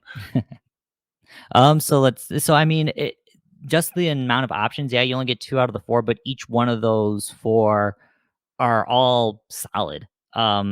Yeah, there might be one that I would pick over the other more occasionally just for my personal play style, but it gives me a couple outs if I need to take them. So we'll kind of go with my list here and just to kind of see where that all works out. Um, so I also learned a lot from Craig too, and I actually took Black Eagle as one of my models. Um, 27 points of theoretical badassery, and being able to kind of jump around the board, especially if I get him to flank in. Um, that's super awesome, especially with the booted. And he can benefit the most from all 4 of those all 4 of the traits if you really need it. Um, the first one being able to move out of base to base, unless if there's like a specific reason why I can't really get him out already with Eagle Flight's defense. Um, he'll definitely benefit from the other 3. More specifically, either the key boost one if I really want him to really Oh jack god, someone. yeah. Otherwise, being able to repick his board edge if I need to make sure I kill my priority target, that's huge. Or if I decide I'm having him come in later in the game or sooner or something else. If you need him to be super speedy on a turn, you drop that, he's got a 6 key, let's say on turn 2, he's gonna be coming in. Mm-hmm. You have 6 key, you spend that 1 to lower everybody's key boost by 1. So now he's a 2 on melee pool, range pool, and And movement speed. pool. Yeah, that's So right. Because now you you boost could speed. drop 6 key, gain Mm-hmm. 3 movement. Now all of a sudden he's a movement of 7. Yep. With booted, He's going to be able to go from one end to the his other. booted, he'll move 4, and then he could do another 7 inches to engage anything. So from the sides, he's going to have a total threat range of 11 inches. He's basically a fire commie, or he's It's basically or is most it 7 commies. inches? Yes, 11 inches. And that's not with running or anything like Nope. that. So yeah, that's kind of frightening if you kind of think of it that way. I mean, Mm-hmm. thinking of it outside the box, yeah, you could just dump it in the melee pool. That's the No, I obvious mean, choice. But boosting, I forgot that you can boost his speed, but I mean, hell, even mhm. boosting him up to speed 5 would be pretty wicked. Boost Oh him up to yeah, speed 5, and then you have the other ones. I mean, he's that's already 9 inches. So you're encountering somebody, unless if you're dealing with area terrain, then he gets slowed down. But you are encountering mhm. someone and something. It just depends on what and most likely what support piece you're killing. Difficult terrain will slow him down unless you have loyal Kyoto dude in there to give him Pathfinder, and the next thing you know, he's just all over the place. Or you give Oh him yeah. Vial of Rajan's Breath and just call it a day. Unfortunately, I didn't give him. Unfortunately, I didn't take Vile Rajan's breath. I didn't have No, enough no, points. yeah, I get you, but no, he's again. I have no. He's a badass no matter how you look at it. All right. Okay, So what you got next next? option was Shiho Tayoka or Hyoka. Takuya. Sorry. Um, We'll figure that big out. Shiho leader. Little bit pricey for probably this, but for the kind of idea that I had for this list, which was let Black Eagle kind of harass and bounce around and just mess everybody up, and then use Takuya to just kind of move up the rest of my army and just kind of overwhelm as much as I can with like move it. So I mean, otherwise as a whole, I mean, he's actually one of the few Shiho samurai that are on 3 dice, Well, in and melee at least. And he gives leadership to loyal, so that's gonna Yep, help with making fear checks and fear things checks. along those lines. He has built-in tactician, so I Built-in don't have to worry tactician. about, like, unfurled feather. He's got melee prowess. He has his ability awe, which I know Craig talked about. That's a huge That's a ability huge because I can ability. throw fear out. It's once per game, but when I use it, it will do something, and it will potentially do something horrific. If he is surrounded, you drop him in the middle of a group of them, and again, it's you just put fear markers on people. You put Yep. frightened markers on them. You don't even make an opposed key test. So if you could catch 3 or 4 models in it, and they're not fearless models, they're down Yeah. to die. Now granted, they're gonna lose it at the end of the round because He's not the he doesn't object of keep the the object fear. that's causing the fear is no longer there, but that's gonna mess something up. Oh, That's yeah. something that you could prep. It's one of those where and again, Jason will get it when he has, but if I had hidden tunnel in there, I have him flank. Oh, he doesn't flank. He's one of the few that doesn't flank. No. I get him up in there, and I have my hidden tunnel towards the middle of the board. I try to get into a spot where I get as many guys as possible, pop it, and then try to end myself By in the the tunnel hidden to get tunnel away. and go elsewhere, and Mhm. then come out someplace else. Yep. But he's a 3 melee pool samurai in a list in a faction that 3 melee pool samurais don't really exist.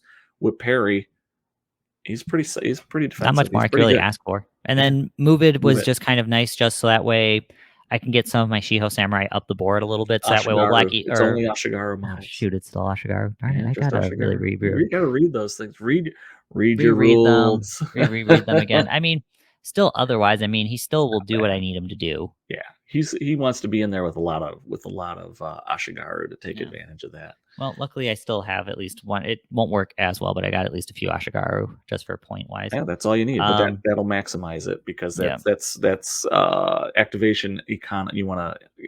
economize your use of activation, so that'll be nice. Yep, and then I took, Kita and Wimpei. No Kita really need to go over what else that they do. I know we've gone pretty good in depth at those points. Kita and Wimpei? Yeah, yeah. Yeah. I'll just So, keep running the cards so people can see them. Good, keep yep, going. and then Lords of Jawar again on Kita because I just happen to have the extra point at that point to spend on. I was like, "Ah, I'll take this." Um, so they do what they need to do throughout virtue tokens. Wimpei sandbag people or get in people's way or mainly protect Kita if I need them to. Um, and then like I was mentioning earlier, I also decided to put Shiho Sakaya on here also. Um, for 10 points endurance, like you'd mentioned, I didn't even think about that. That's a huge benefit right there. Um, Mhm. she would definitely benefit from any one of the same traits that Black Eagle benefited from. But the big thing is also again being able to boost anybody in the army to either melee 3, in some cases 4 or 5, depending on who I really needed to boost. Um, but just having that is pretty awesome. And then again, she's just solid Yeah. No, for I her point cost. for her point cost, and again, in a faction where a majority of the samurai are 12 points, 13 points, 11 points, whatever, 14 points. She's a 10 point. She has the same melee pool as all of them, but really that endurance sets her apart. Mm-hmm. And that gives her a leg up on just about everybody else, I think, because again, you could exhaust her and not be afraid. Not as Well, afraid, yeah. you're still afraid no matter what. You're a melee pool tool model. Let's be frank about it. But You won't be as afraid. you're not worried about being exhausted because you're not going to lose and be down to one melee pool if you decide to extend or Mm-hmm. you are beat up on or outnumbered or whatnot. So that kind of makes her unique. And then she could just spend it on being defensive and still be 2 with a parry 1. She has a good chance of being in good shape. Yep. Last model I took was Maki, actually. Maki, yes. Not in point order, but that's all right. I won't say anything. No, So the yeah. Ashigaru, Yep. the only Ashigaru in The here. only other Ashigaru. So that was my mess up. Just again, not double checking my things and totally forgetting that that's how Move It works. Yeah, and I But I mean, I same thing with don't. her key feat here. It's only friendly Ashigaru. Now let me take a look here. During an enemy model's activation, when that model moves into base to base with another Another friendly friendly Ashigaru. Ashigaru. Yeah. Yeah, yeah.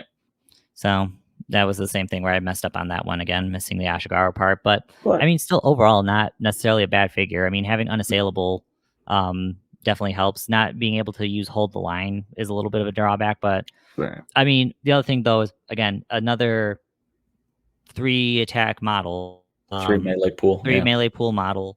Um, she can make herself unassailable, so she gets indomitable too. So all of a sudden she's like tying up people. It's like, whoa, what happened about this now? Um, and actually being able, just looking at it here, I mean, being able to switch between sidestep attack and sidestep defense can very reasonably set up a lot of surprise attacks, Well, it could help depending with on it. which way you needed to go. Definitely helps with it, and I don't think you see a whole lot. So, in general, in Shiho, you see a lot of sidestep attack, but you don't see a lot of sidestep defense. So, her Hmm. having the Tanto and being able to do sidestep defense is kinda nice. It does help get that that back strike if needed. Hmm. So yeah, not a bad thing at all, and again, with all the Well, that other and it's also sidestep defense 0 versus the sidestep attack, which is costing you 1 one. die, which is that's a little bit rough. Yeah, especially when you're doing the attacking. But Hmm. again, not you know, I kind of look at her and I say, okay, C14, and I understand it because she's got the 3 melee pool. She does have the 2 weapons. Um, but then I look at Sayaka, and I'm like, that's 10. How the hell do you call that? But then again, that whole line feat could be is very powerful with with an instant Yeah. one. But you Hmm. do have to have the Ashigaru in there to do it. Hmm. Okay.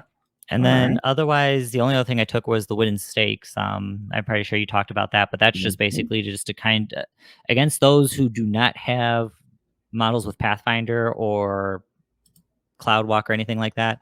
Um, just a super annoying piece of terrain to go through. And for those models like Batu or any of the other Cav models or who do Cav move, they can't go through it, so they got to go the long way around it. Mhm. Mhm.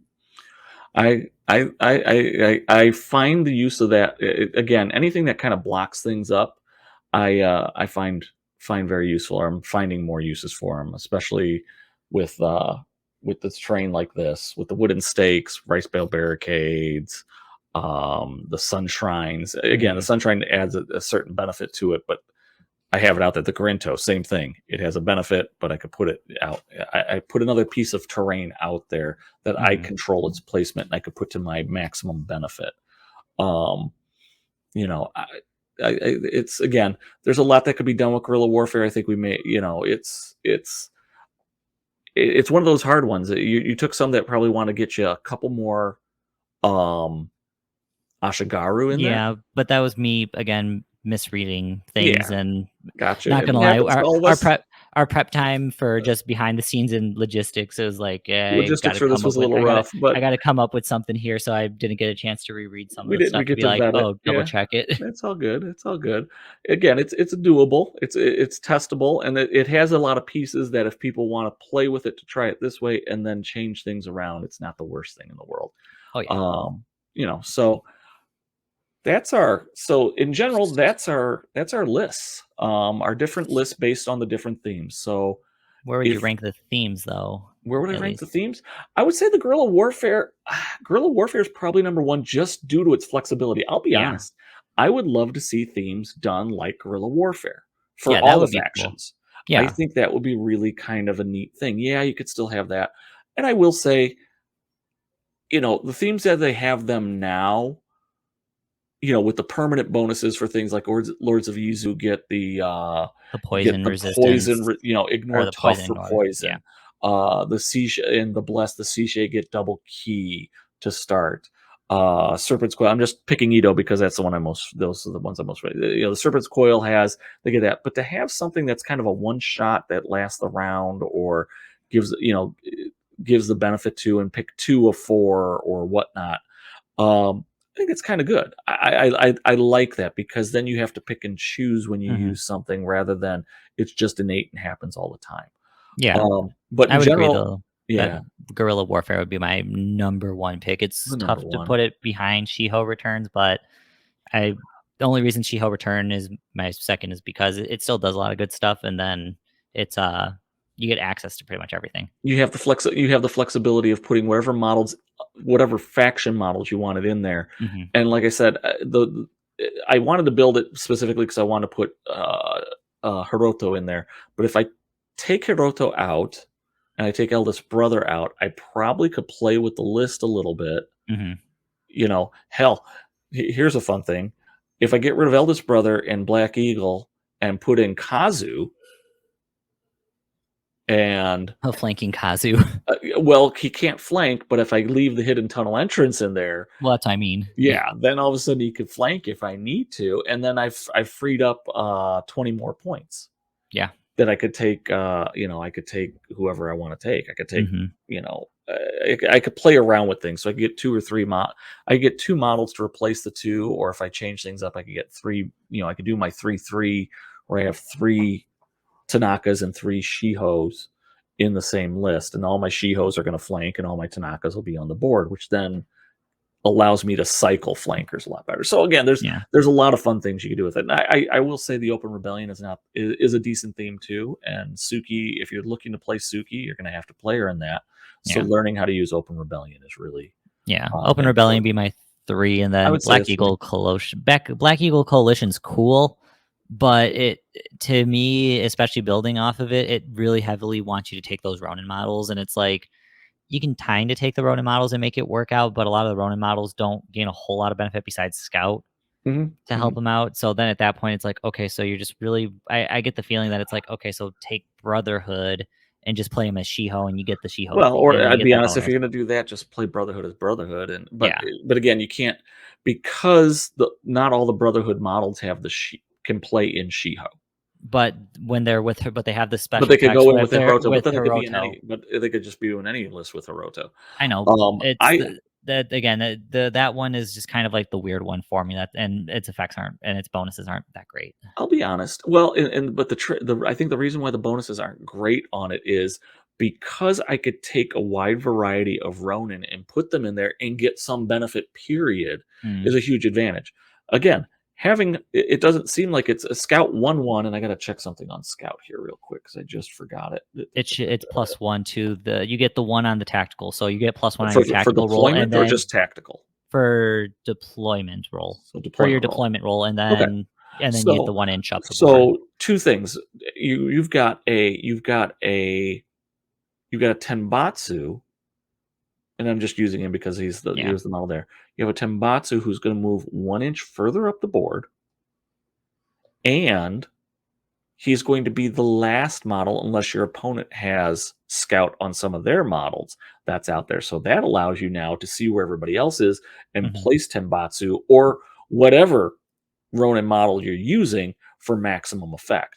I could True. have Tenbatsu and if I have Black Eagle in there, maybe I have Batu in there. So I That's have true. mobility, and I have mobility where Batu goes in and gets up the board, pops a model down and pins it in place, and then Tenbatsu can take his time and come up the board and kill it Mhm. before it can do anything.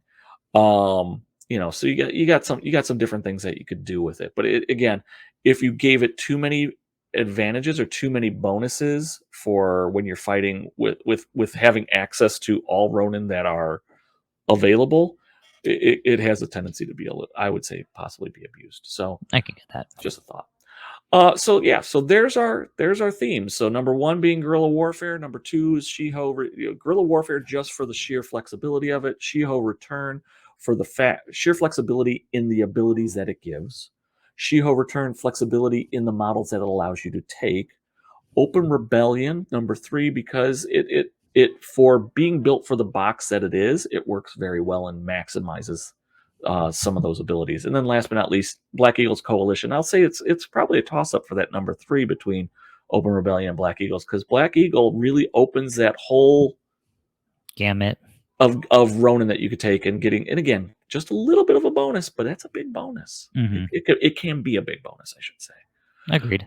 Okay, well, we hope that you enjoyed this one. This one's shorter than most. I will say again, it's probably a little bit due to the fact that one, we're becoming more conscious that we talk way too much, and two, um, it's also We're getting slightly better at this. well, not so much slightly better at it, but I think it's well, yeah, maybe. But I think it's also the fact that we're not as familiar with the Shiho as others would be. So we have we're probably missing a whole lot of depth. But that's what you're for. You're there so that way you could put more of your knowledge of Shiho in the comments, whether it's on the YouTube page or on the Facebooks or on the Discords. We hope that you're looking at this, you're chatting about it, you're saying, Greg, you're dumb as crap.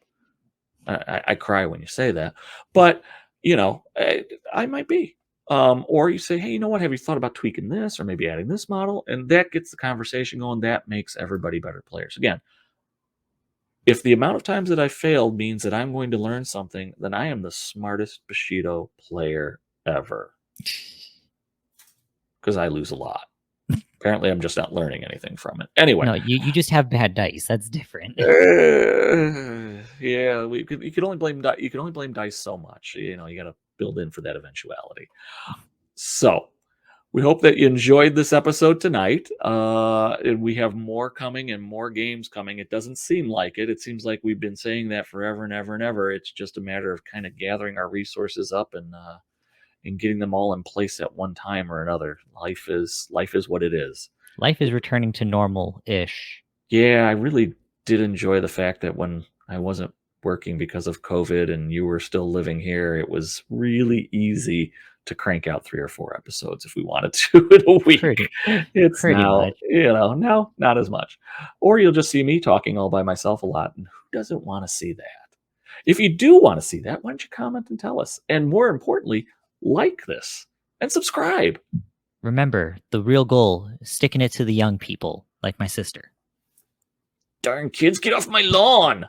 Get off my gaming lawn, you kids, before I turn the hose on you. Anyway, we hope you enjoyed this tonight. And as we just said, if you do, please like and subscribe and give us those comments. Again, we going on this journey and doing these conversations and putting them up has helped us learn more as players, and we're hoping that it's also helping you learn more as players, because as a community we have a lot of knowledge and sometimes it's just hard to get out there. So hopefully this is helping spur that. And especially with the growth of the game that's been going on, with those of you who are newer to the game or just first getting into it or came back from a con, like, I want to blow $300 on this game. Yeah. And you need a little bit of guidance. That's kind of why we're here. Rule of cool will only go so far. I will say, and speaking of new players, that's something else that's been an exciting thing that's been happening in our local meta is we've picked up like 3 or 4 new players. And so, or I was demoing and things like that. So we're growing the community, and it's not just guild balders coming in. It's not just GW people. It's people from all over and different things, whether they like the aesthetic, whether they like the gameplay, or if they're just liking skirmish games in general. So we are seeing a growth, and it's a fantastic thing for all of us. So thank you so much for watching. We really, really do appreciate it, and we will keep cranking out stuff as long as you guys keep watching and liking. And so we hope that you'll join us the next time, which will probably be sometime next week, and we will, well, probably the same time next week, and hopefully we'll have a battle report coming here in the near future. We're going into the 4th of July holiday, so I'm still kind of iffy. We got to figure out a time that we'll be able to record something. 4th of July holiday here in the United States, so long weekend for me. Hooray! Semi-long weekend for me. No, not for you. Well, I deal with Canada clients, so it's Canada Day and this week too. So I'm still working, but I'll get a lesser workload. Oh, Canada. All right. So thanks again. Have a great day or evening, wherever you may be.